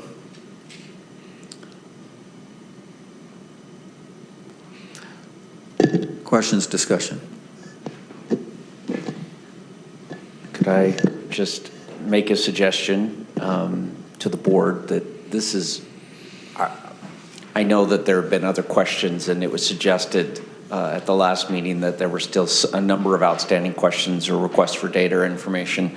This is the optimal time to very publicly, even if you've had other opportunities to discuss those since that time with Steve, to make known your other questions that you might have had and give Steve a chance to respond to those so that the rest of the public, we can be as transparent as possible, I guess, is my encouragement in terms of the questions that were lingering for you specifically, and to make sure the public knows that we've had a chance to address those.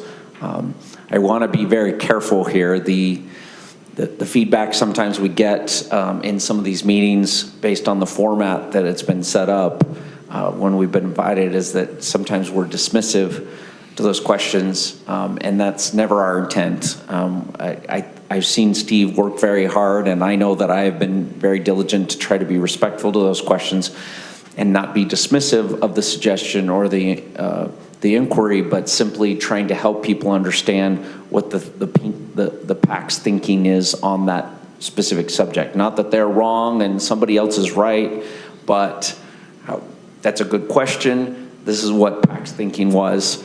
That doesn't mean you can't disagree, and it can't mean that they're right and you're wrong.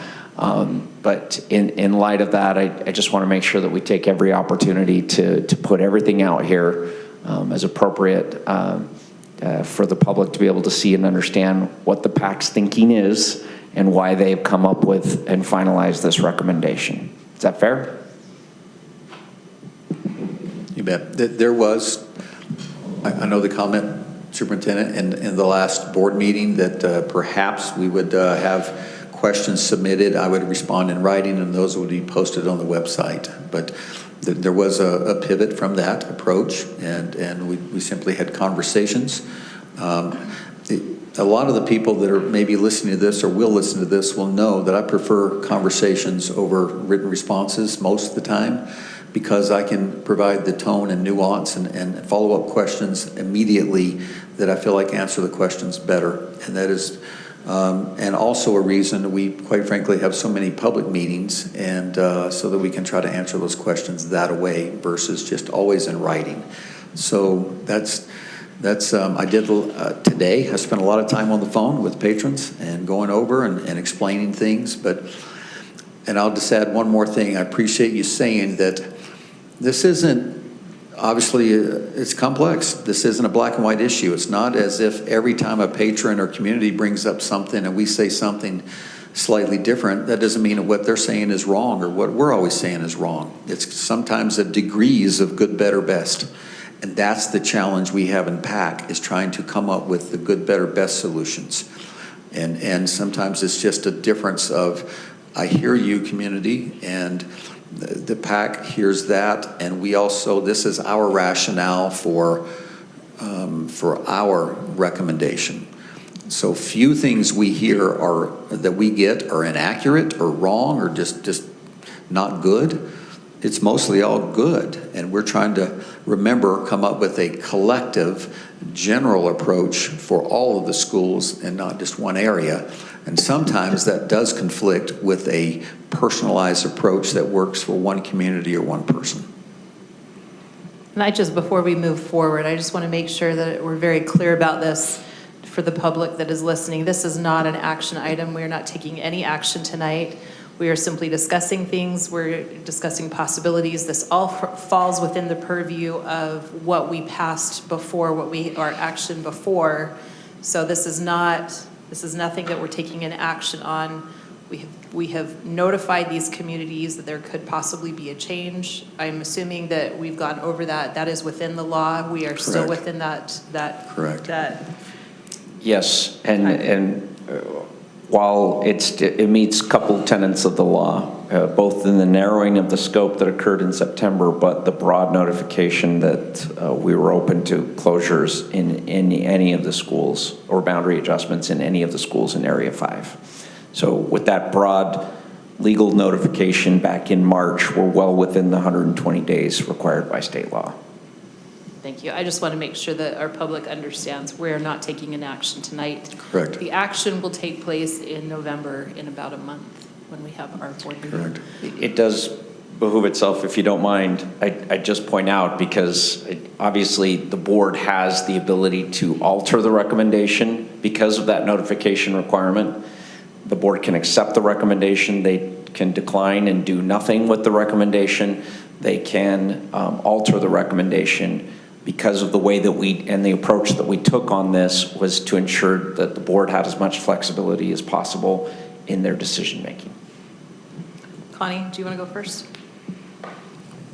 So I asked Tyler about, since you said so much about PLCs, I said, so what do the ALC teachers do when they're alone? So I said, I appreciated what he told me, and I thought, well, let's get out and have him talk and tell us what ALC teachers usually will do. Well, now we'll see if I'm right, though.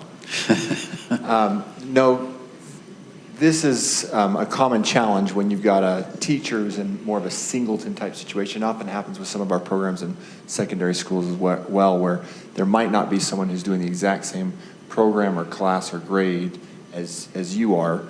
Dr. Muhammad talked about it. Your PLC is the person who shares the most learning outcomes with you. And that's really easy when it's 3 or 4 third grade classes to say, yeah, we all share the same learning outcomes across these classes. And in an ALC situation, sometimes you do end up with those singleton scenarios. Some of the solutions to that have been often working on a remote situation, doing Zoom or that with other ALC teachers doing the same grade at other locations. There is room to even do some PLC work between an ALC teacher and a regular ed teacher if they are in the same grade level, because the standards are the same, although how they're going about it might have a different approach or different enrichment activities. The standards still are the same, so there's a lot of opportunities for them to double up on their learning outcomes from that. Anything else that someone else has that enhances my answer? When I was the principal at Churchill, Connie, we had some similar issues, especially in a secondary school. You'll have these, quote, singletons.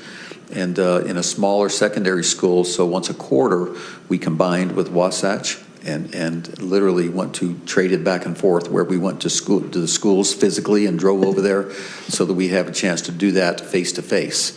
In addition, you have the phone calls, the Teams meetings and all that. So you can get creative, but it's much more ideal when you can talk every day in the faculty meeting, in the hallway, in the classrooms, and say, this is what we're doing and this is what's working.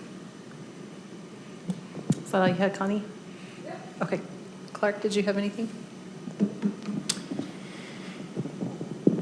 Yes. Let me see if I can pose this question the right way and the appropriate way to you. Steve, on behalf, when you speak on behalf of the Population Analysis Committee as its chair, what do you believe the PAC would like to convey to the question that asks, why would you choose to close or merge, as you've used the term this evening, why would you propose to close or merge 2 of the top performing elementary schools in the state? If what they are doing and the approaches that they have applied thus far have been as successful as they have been, why change that?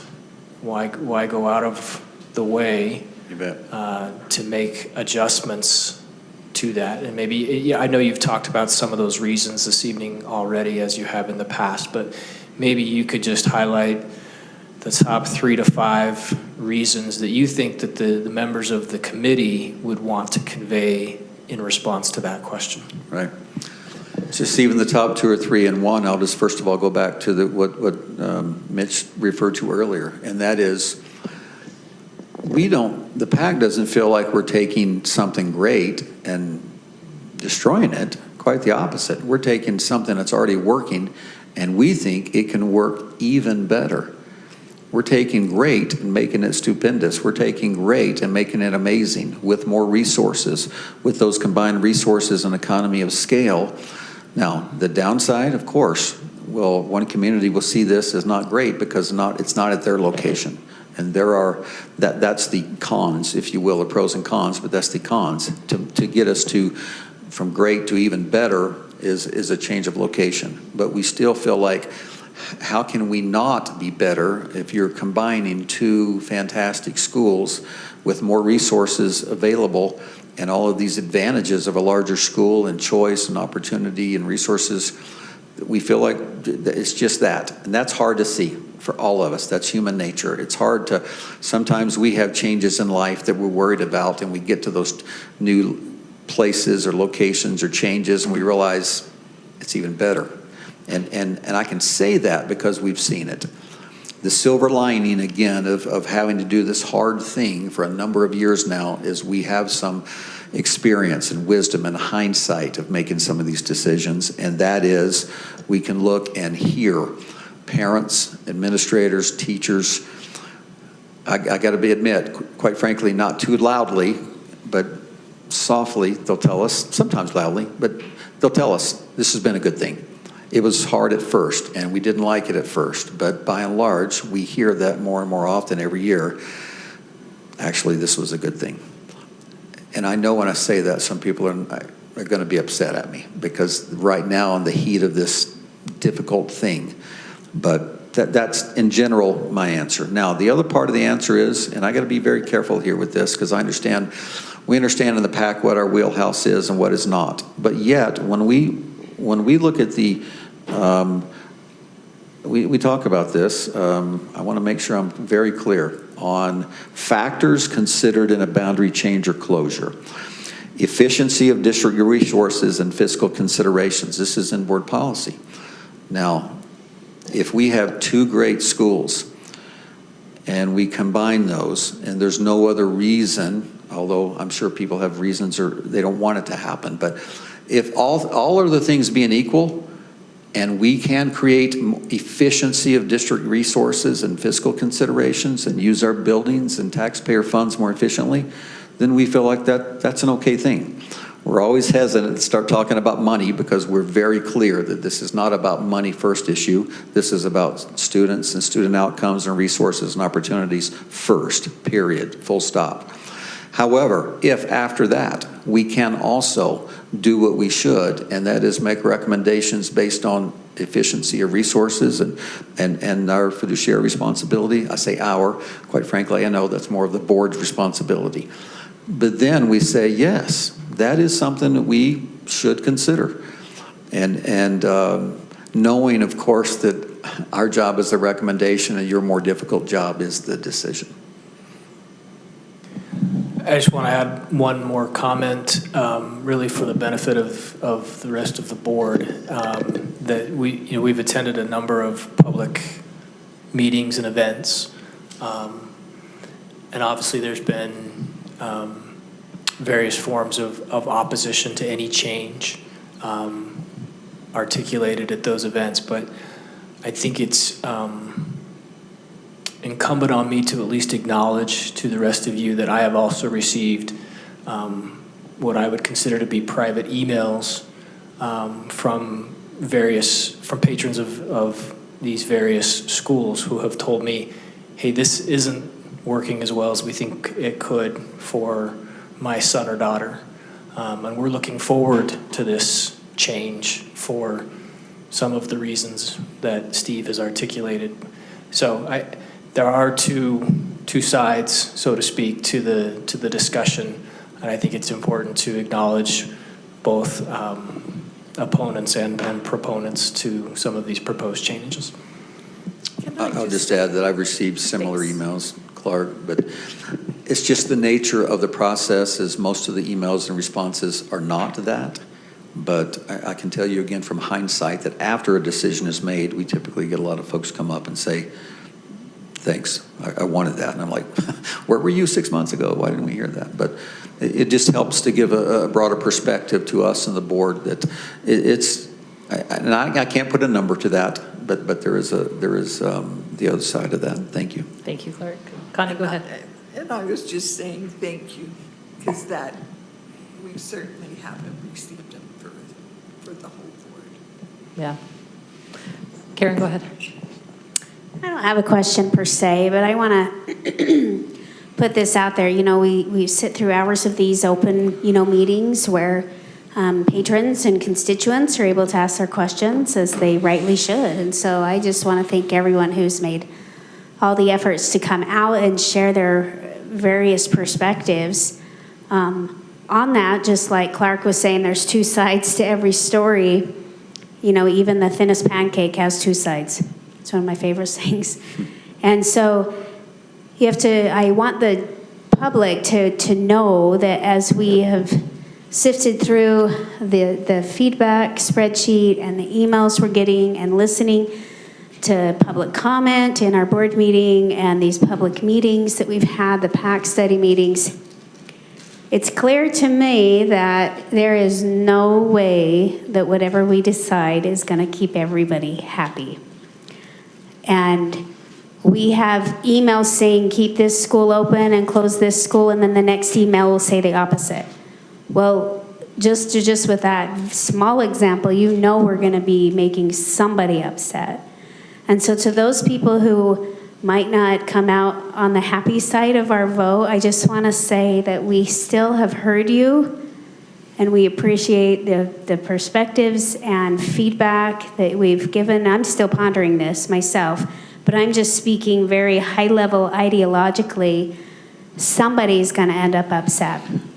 And I think it's important to remember that being heard does not mean getting your way.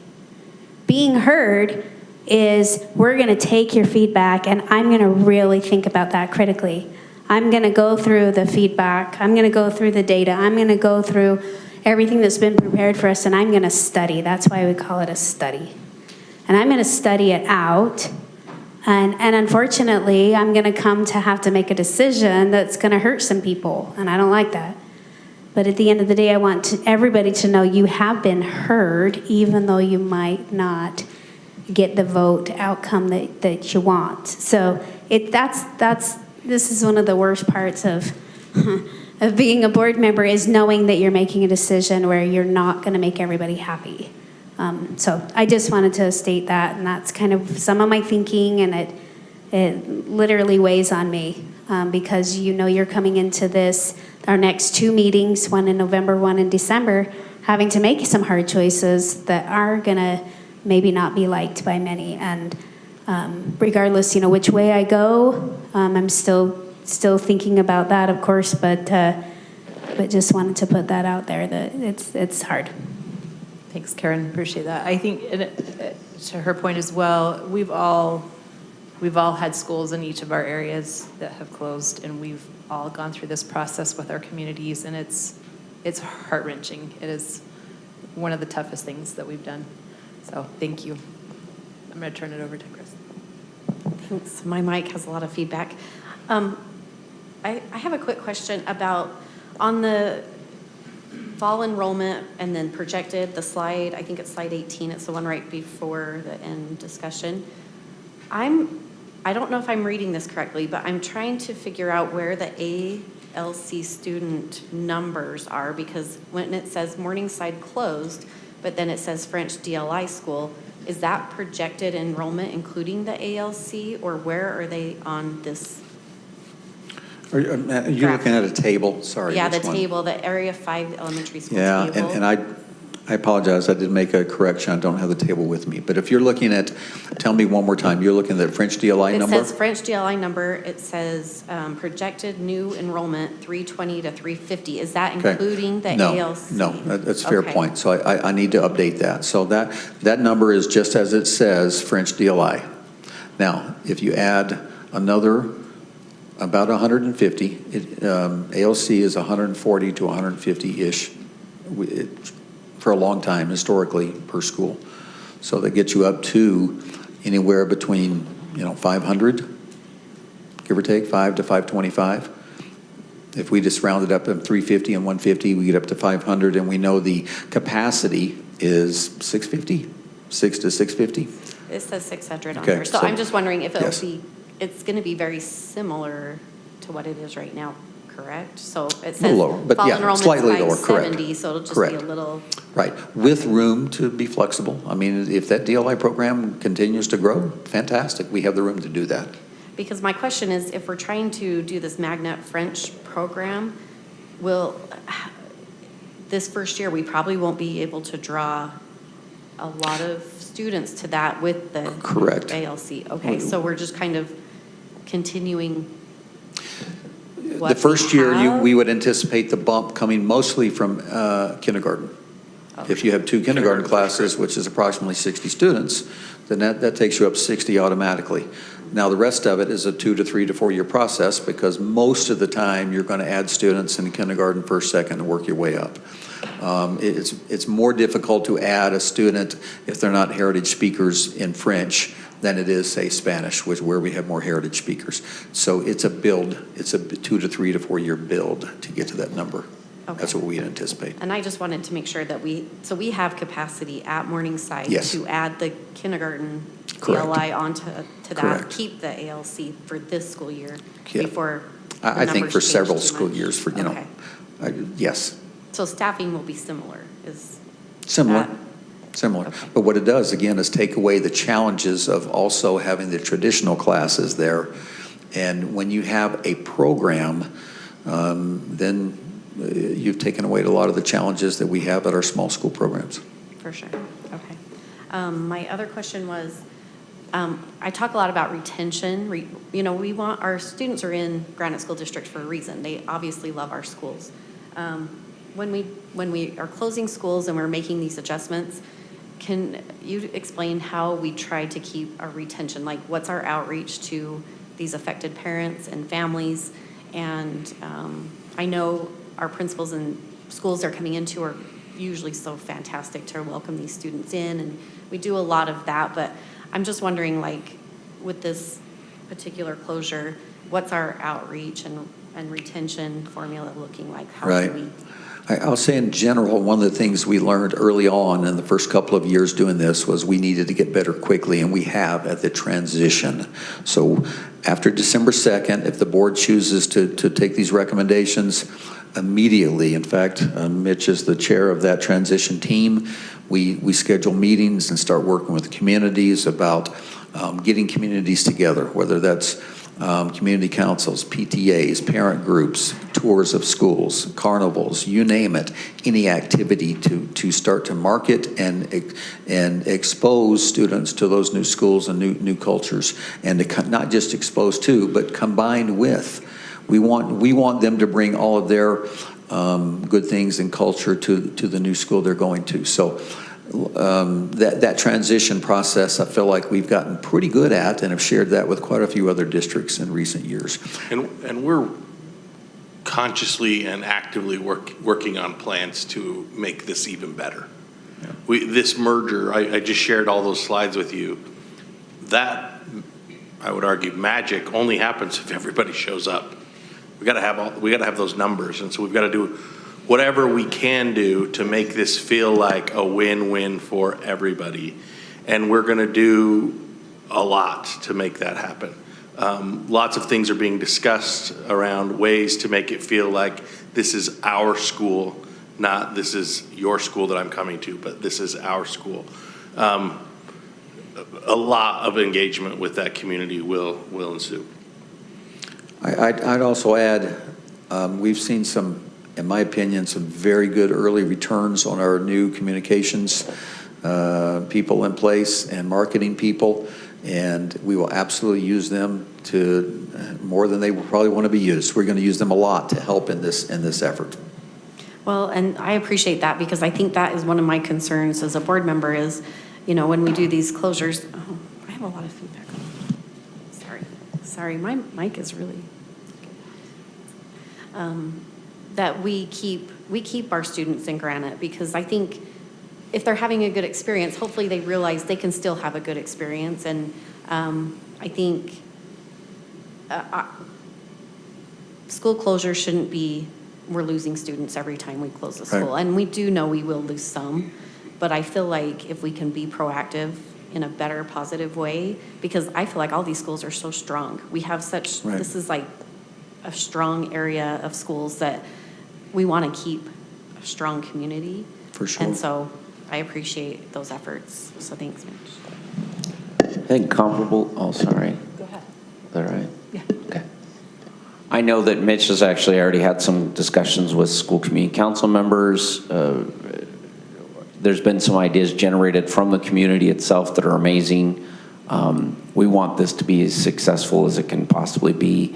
And so we're committed to enhancing that process even more through more direct collaboration with those communities. Kim, do you have anything? Oh, I don't have any other questions at this point. I just want to share and I guess make the statement that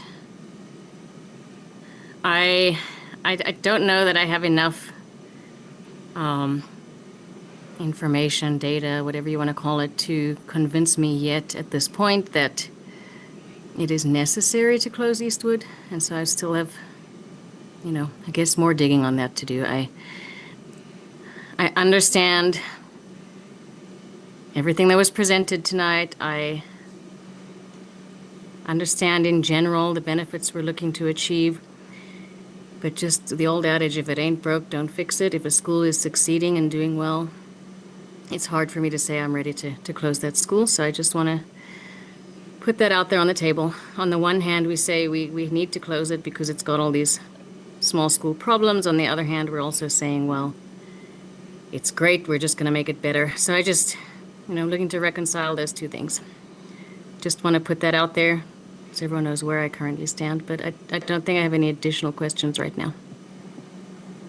Thanks, Kim. Julie?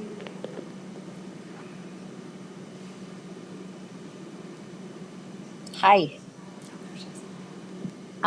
Okay, so I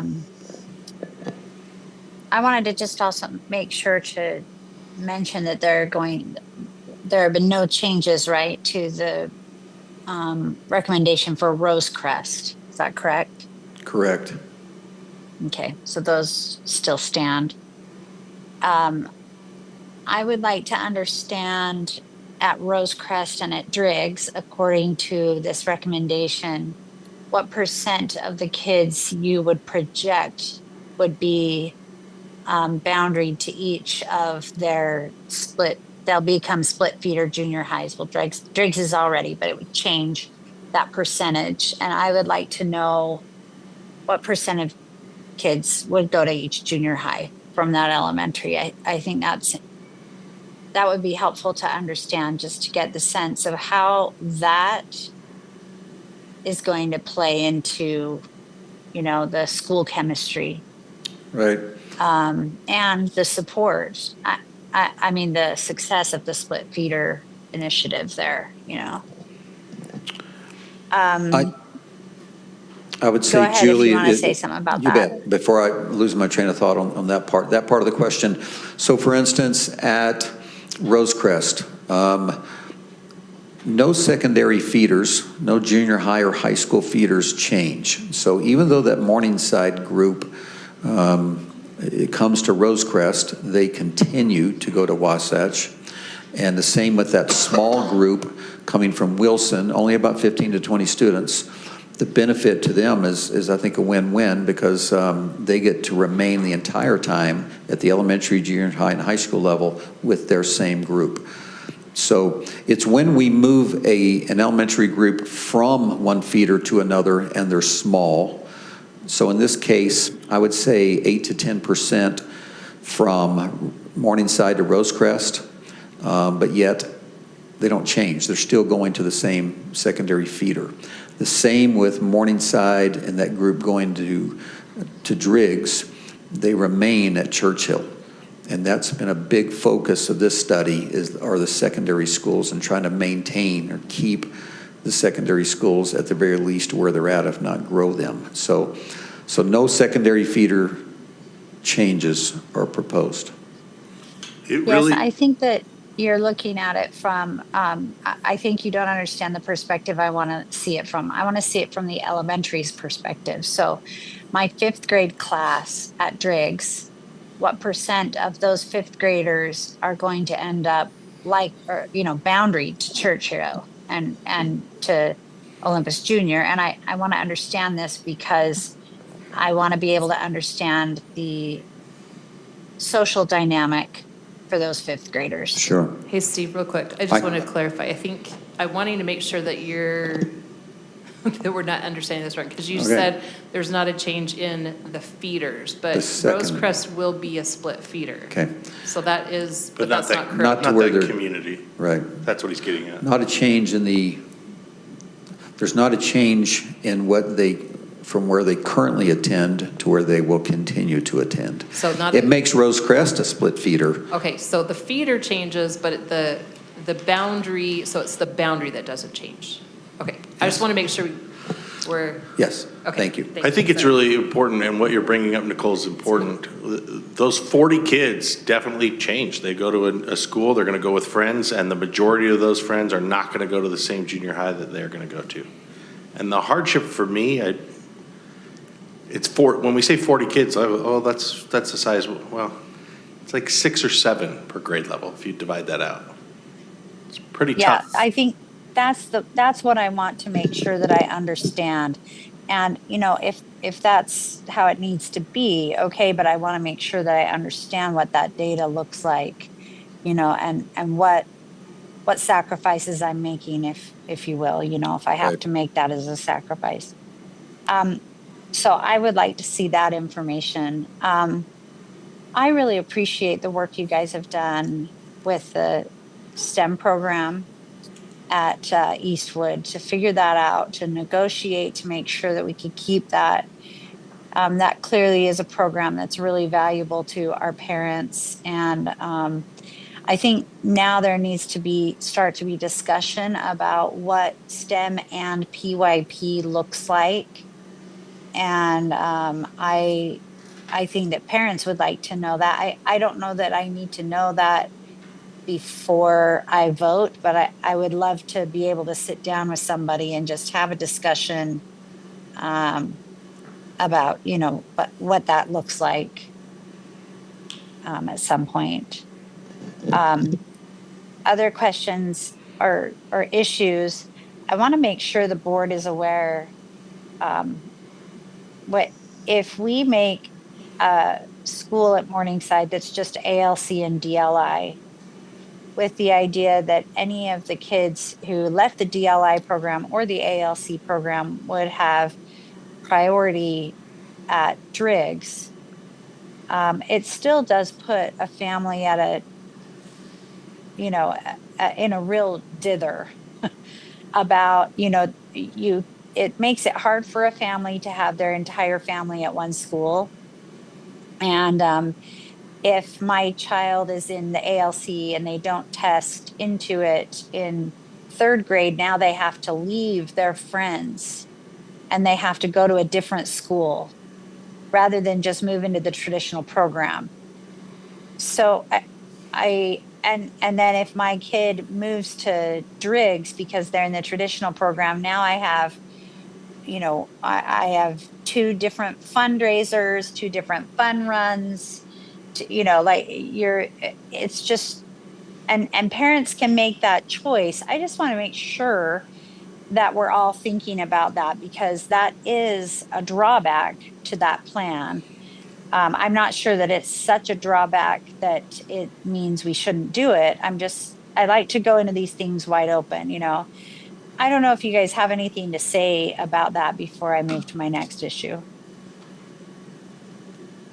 I'd just add, Julie, that I hear you and I can't disagree. It's another one of those that's not wrong. It is legitimate concern. And again, we in this district, this is not normal for us to have this situation where we have done this. Now, we've kind of done it last year with Dos Mundos, but this is even another layer with 2 programs. And this is a matter of degrees and good, better, best, where we're trying to look at how to best help those traditional students currently in that Morningside area and balancing that out with all of those concerns you just mentioned. Yeah, and on the other hand, is it fair to keep an entire traditional class that is not getting all the resources that we think that they could get, so that the ALC and DLI have the traditional program to lean on if they need it, Right. I mean, so one of the things that we've really, I've appreciated that the PAC has done is, I mean, one of the things I've heard a lot from my neighbors, from my constituents, is that they really value their traditional schools. And they've been very concerned about, doing anything that's going to put their traditional schools in jeopardy. And so one of the things that we've done is realize that, maybe these programs can be more successful on their own when they don't compete with the traditional schools. And we know the traditional programs are more successful. And so, we're just kind of in a position where it's like, well, which is better? And I think we are getting at the that it's not worth it to have a traditional program there when we can't meet our kids' needs, just so that, in case this doesn't work for kids, because it's very few kids. I mean, we only have a few families currently who have their kids in both the traditional program and the Magnet and ALC, or I'm sorry, the ALC or the DLI. And we have those numbers. I'm like you, Steve, I don't want to quote them off the top of my head. But anyway, I think that's just an important issue for us to be going in with our eyes wide open. I also am concerned. You guys already talked about it a little bit, but another thing that is kind of, we need to go in with eyes wide open is the ALC support situation. I really would love to figure out ways that we could maybe support our ALC staff more if they are a Magnet program there. And we have an incredible principal there who I think will be able to help figure that out. But I think we need to acknowledge that that's a tricky situation. It's not straightforward, and that those teachers will need support. Now, they're very used to supporting each other. They are just a very tightly knit team. And so I think that they will figure out how to support each other. But any way that we can be thoughtful of the fact that they are there as singletons in this scenario, is important. I also just wanted to reiterate one of the things that we heard on, I can't remember when that was, when we went to Morningside, was we heard from DLI parents saying, okay, we are interested in hearing about this DLI Magnet program. How would it look? Can you help us understand what this looks like? And they had very specific questions. And I would really like to make sure that we figure out how to get them the information that they need in order to make good decisions about whether they're going to continue with the DLI program. Because from my standpoint, I think it's going to be only better, only awesomer. And especially if we were to keep the ALC program there, some of the concerns that we had before about small school issues kind of, are helped by that. But I would want to make sure that we could figure out how to answer those questions for them and give them a very clear picture as they make decisions moving into the application process for going out of their boundary. Right. I would add quickly, Julie, is that Gaina and I, as I look across the room and see Gaina, is that we talked about this afternoon. And yes, I did commit to those parents after that meeting to meet. And we're trying to get a meeting scheduled for next week to, in person, go over their questions and some of the, just give them more information. It's a great, it's legitimate, and deserve as much information as we can give them, and we're trying to get that scheduled for next week. Well, Oh, that's great.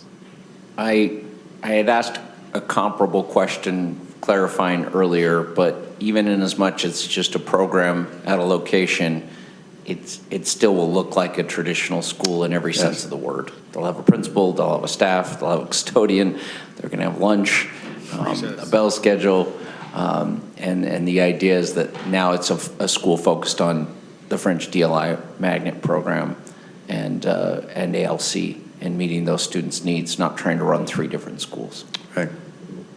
But if we could put together a PDF for them that answers some of those logistical questions, and is pretty transparent and honest, which I think we will be anyway, but I think that that would be helpful because I think there are a lot of parents asking the question who need to hear the answers in an email, and maybe an email from the principal. But we can talk more about that, or Right. I trust that you guys can get that together. I just wanted to make sure.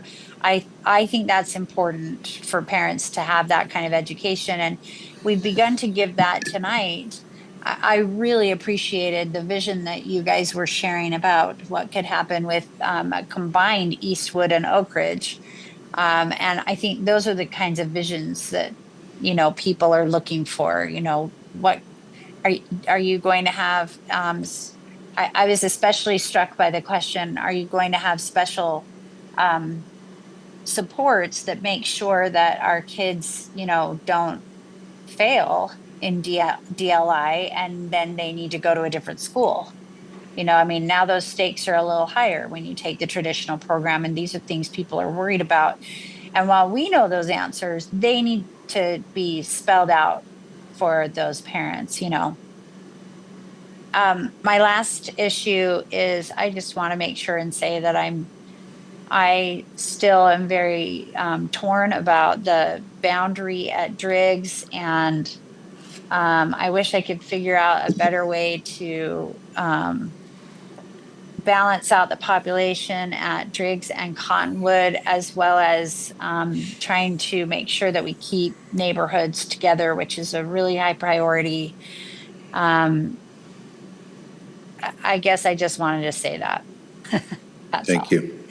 Okay, and by the way, I just want to say again, thank you, because every time that we get together, I feel like there's more information for us, and that you guys have gone out, like our patrons have asked a lot of questions, and you guys have gone out and found the answers, and I really appreciate that work. So thank you. Thanks, Julie. Thanks, Julie. I just have a couple, hopefully real quick. First of all, I love the idea of Emerge, and I've asked about that a couple different times in a couple different ways, so I'm really interested. I think that is it's an easier way to look at this, and I would hope that especially those teachers at Eastwood are brought over, because I know how valuable they are to that community. I also, looking at this, the FCI score for both Eastwood and Oak Ridge, I know this is a future board decision. It's not a decision we can make now, but I would hope that we would also, I'm just going to put this out there and say it in public comment, that I would hope that we would look at that, and if it came time to make that decision, that it would be something that we could look at and say, it makes sense to rebuild Eastwood and move the student body over there, as opposed to just rebuilding at Oak Ridge, or find some sort of a solution here that works well for the community, because that's part of the reason why I know we did this with Sandburg, and that as Sandburg comes up, that was something that was very important to us, that we said, you know what, that's lower on the FCI, so we want to keep that option open. And I would hope that we would keep that open as well, that as we get closer to Eastwood in 6 or 7 years, that we could say, okay, we're to this point now where we could rebuild this building. Where is the best place to build it? And maybe it isn't where Oak Ridge is. Maybe it's not where Eastwood is either. Maybe it's something else, but I don't know. That I would hope that we would keep that open, because I think that is, both of those buildings are very valuable to the community, and it's important space for the community to have, and I think it's important that we consider that as we get down the road a little Sure. ways. Having said that, I know a big concern, and I agree, this is something a lot of people have pointed out, this is not going to solve all of our problems. This is not a comprehensive thing that's going to solve all our problems. However, I share this concern. Are we going to be returning back here in 2 or 3 years? Or is this something that you feel like will solve our problems well enough that we can manage this, that we can continue on this path, and hopefully, as far as our Davis demographics data, are we projected that we're going to continue to drop and continue to drop and continue to drop, or is this going to kind of help even us out here? Right. Well, we anticipate that it'll even us out. I wish we could tell the future exactly, and we know what Davis demographics numbers are. We've shared that. Those are in our presentations. We also know that some of these schools, or most of these schools in this area, are some of the best of drawing students from outside of the district and from other areas, which are a good thing. But I've said this many meetings. In the, quote, perfect world, we divide up all these numbers and close the right number of schools, that we get every school to 3 teachers a grade level, or in that 5 to 550 range. But there's the other side of that pancake, as Karen said, too. You know, when you do that, you change walking routes, you change other patterns that are also a downside. So we try to balance that out with closing the right number of schools and not having too many other downsides to everything else. And so we feel good, really good about this solution, especially with our programs going forward and having room to add more. And I think we know now better than ever that with our marketing team, that we're seeing success at doing this. We're seeing success of being more creative. Just even to have this ability to have the gold status come and be merged in one place. And when we've heard for so long that we can't do it, now, yes, we can. There are ways, and we're always trying to be creative. So we're going to have to continue to do that. We know we're in a competitive market. Public education does not have a monopoly anymore. We know that. And we're going to have to work hard to do it, but I believe this community and the district is up to that challenge. Thank you. We've talked, I know another question, and I mean, I can relate anecdotally about the closure in my area. It was a 2-year study, the Bangor Highway study that we went through, and the elementary there, and I still have the same questions that from my constituency will slow down. We're going too fast, and that was 2 years that we spent on there. And I think I just want to mention, there are some detriments to waiting at this point that would put people more in a limbo and feel like they don't know what to do or where to go. And it can be detrimental to an area. Do you feel like, I just want to know, does the PAC feel like they have had adequate time to study this? Is there additional information that we're not seeing that they feel like we need to hear as we're getting community feedback? What is your thoughts on that? Right. Speaking for the PAC, yes, I feel like we've had adequate time. Is there always something else that could be studied? Sure, there is. And if we go another year, could we come up with other issues perhaps? But I think the main issues will remain the same. We also know at the same time there are the detrimental effects of pausing or extending a study. We've seen that multiple times in a couple of situations, like you mentioned, where we lose staff. We're already seeing that at a couple of our schools where they anticipate a change and staff and students are leaving, and that gets worse the longer we go. So I don't know if there's a perfect time frame. In fact, I'll tell you that as I talk to other people again around the country, Granite District's process is now longer than most. There are many districts out there that do this entire process in 3 to 6 months. And there's some rationale for that, for sure. And so I think we could have a 5-year study. And would we have something to study for 5 years? Probably. Thank you. And I wanted to say thank you. I approached Steve a couple weeks ago and asked about the gold STEM status and if he could check on that, if that was transferable. So I appreciate you following up on that and making sure that that was something that we could transfer, because I think that is something that is important to that Eastwood community, and it should huge. be. That's something to be absolutely proud about, and those teachers have worked hard to achieve that. Just one more public kudo to that STEM Action Center. They were so accommodating, and once they understood the details, they thought, let's see if we can make this work. And when I got that email back today confirming that, yes, indeed, I immediately reached out to superintendent and a few others saying, you know, this is great, assuming this is the contingent upon that happening, that change being made. That's a big deal.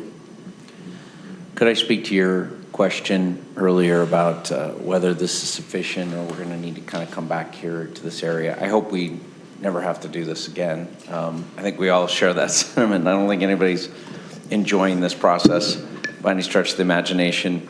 I think there is, I just want to be open and transparent. If you've reviewed the MGT data, there are some schools that will continue to see some projected declines.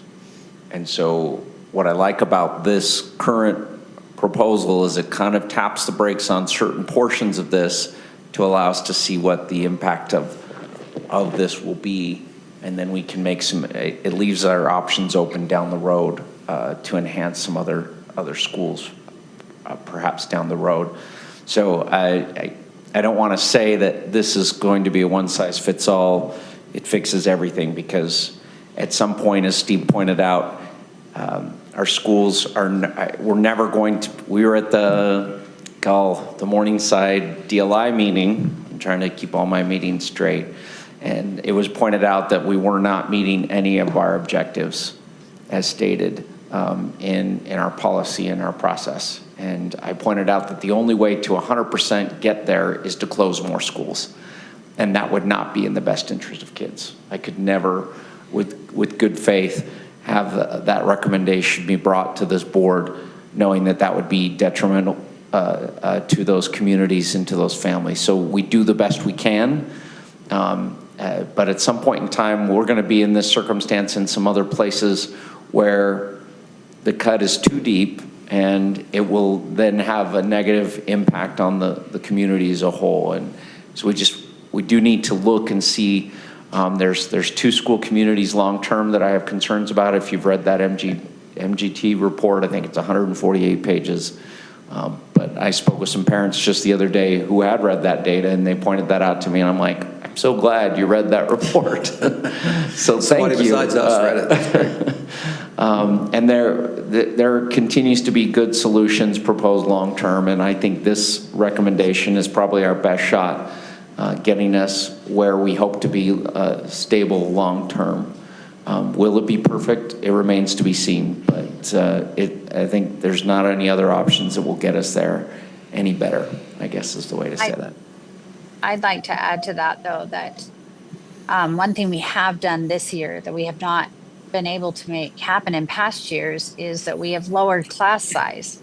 And that has a significant impact on these school closures, because what we would like to do is continue to have very small schools where you could still have 3 teachers per grade, but there were 20 kids in a class instead of having the higher class size that, we can't afford a lower class size. And so, pushing, that's another thing that we can do is continue to push that 24-to-1 that we paid for this year, or that taxpayers paid for this year. Continue to push that, grade by grade if possible. That's another way that we can impact that. And as we look at this, you can say, yes, at the beginning of the year, the goal was to get to about 500 kids, because that was 3 teachers per grade. But now 3 teachers per grade is 460. So we're not meeting the 500, but the goal shifted because of other things that we did. Thank you. I just want to say, I think those are all good points. I think we're in a situation where there are multiple prongs to reconcile here, if you will. I agree with Kim's comment that it's hard to reconcile closing or merging two schools that are performing well. It's equally hard to reconcile, do we take action now, or do we wait a couple more years or 3 more years? Or I don't know what that number of years is ideally because of what the MGT report predicts. They may be incorrect, or they may be spot on, or they may be somewhere in between. So when is the right time to take action? And I haven't been able to reconcile that one way or the other myself just yet. Thank you. Any other comments or questions? All right, thank you. Thank you.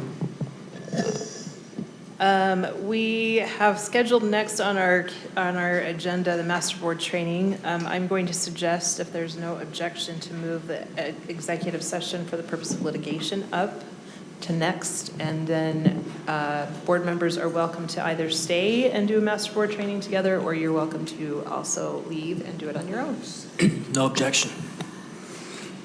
So with no objection, I will entertain a motion to move into executive session.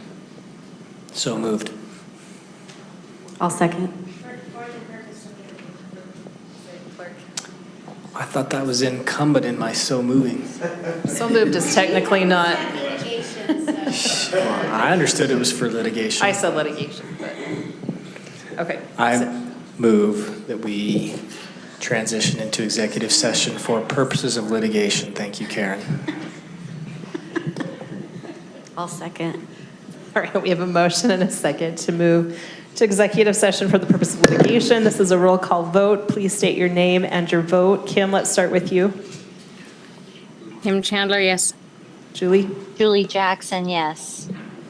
Clark Nelson, yes. Karen Wonder, yes. Chris Wynn, yes. Connie Burgess, yes. Nicole McDermott, yes. All right. Going to take just a minute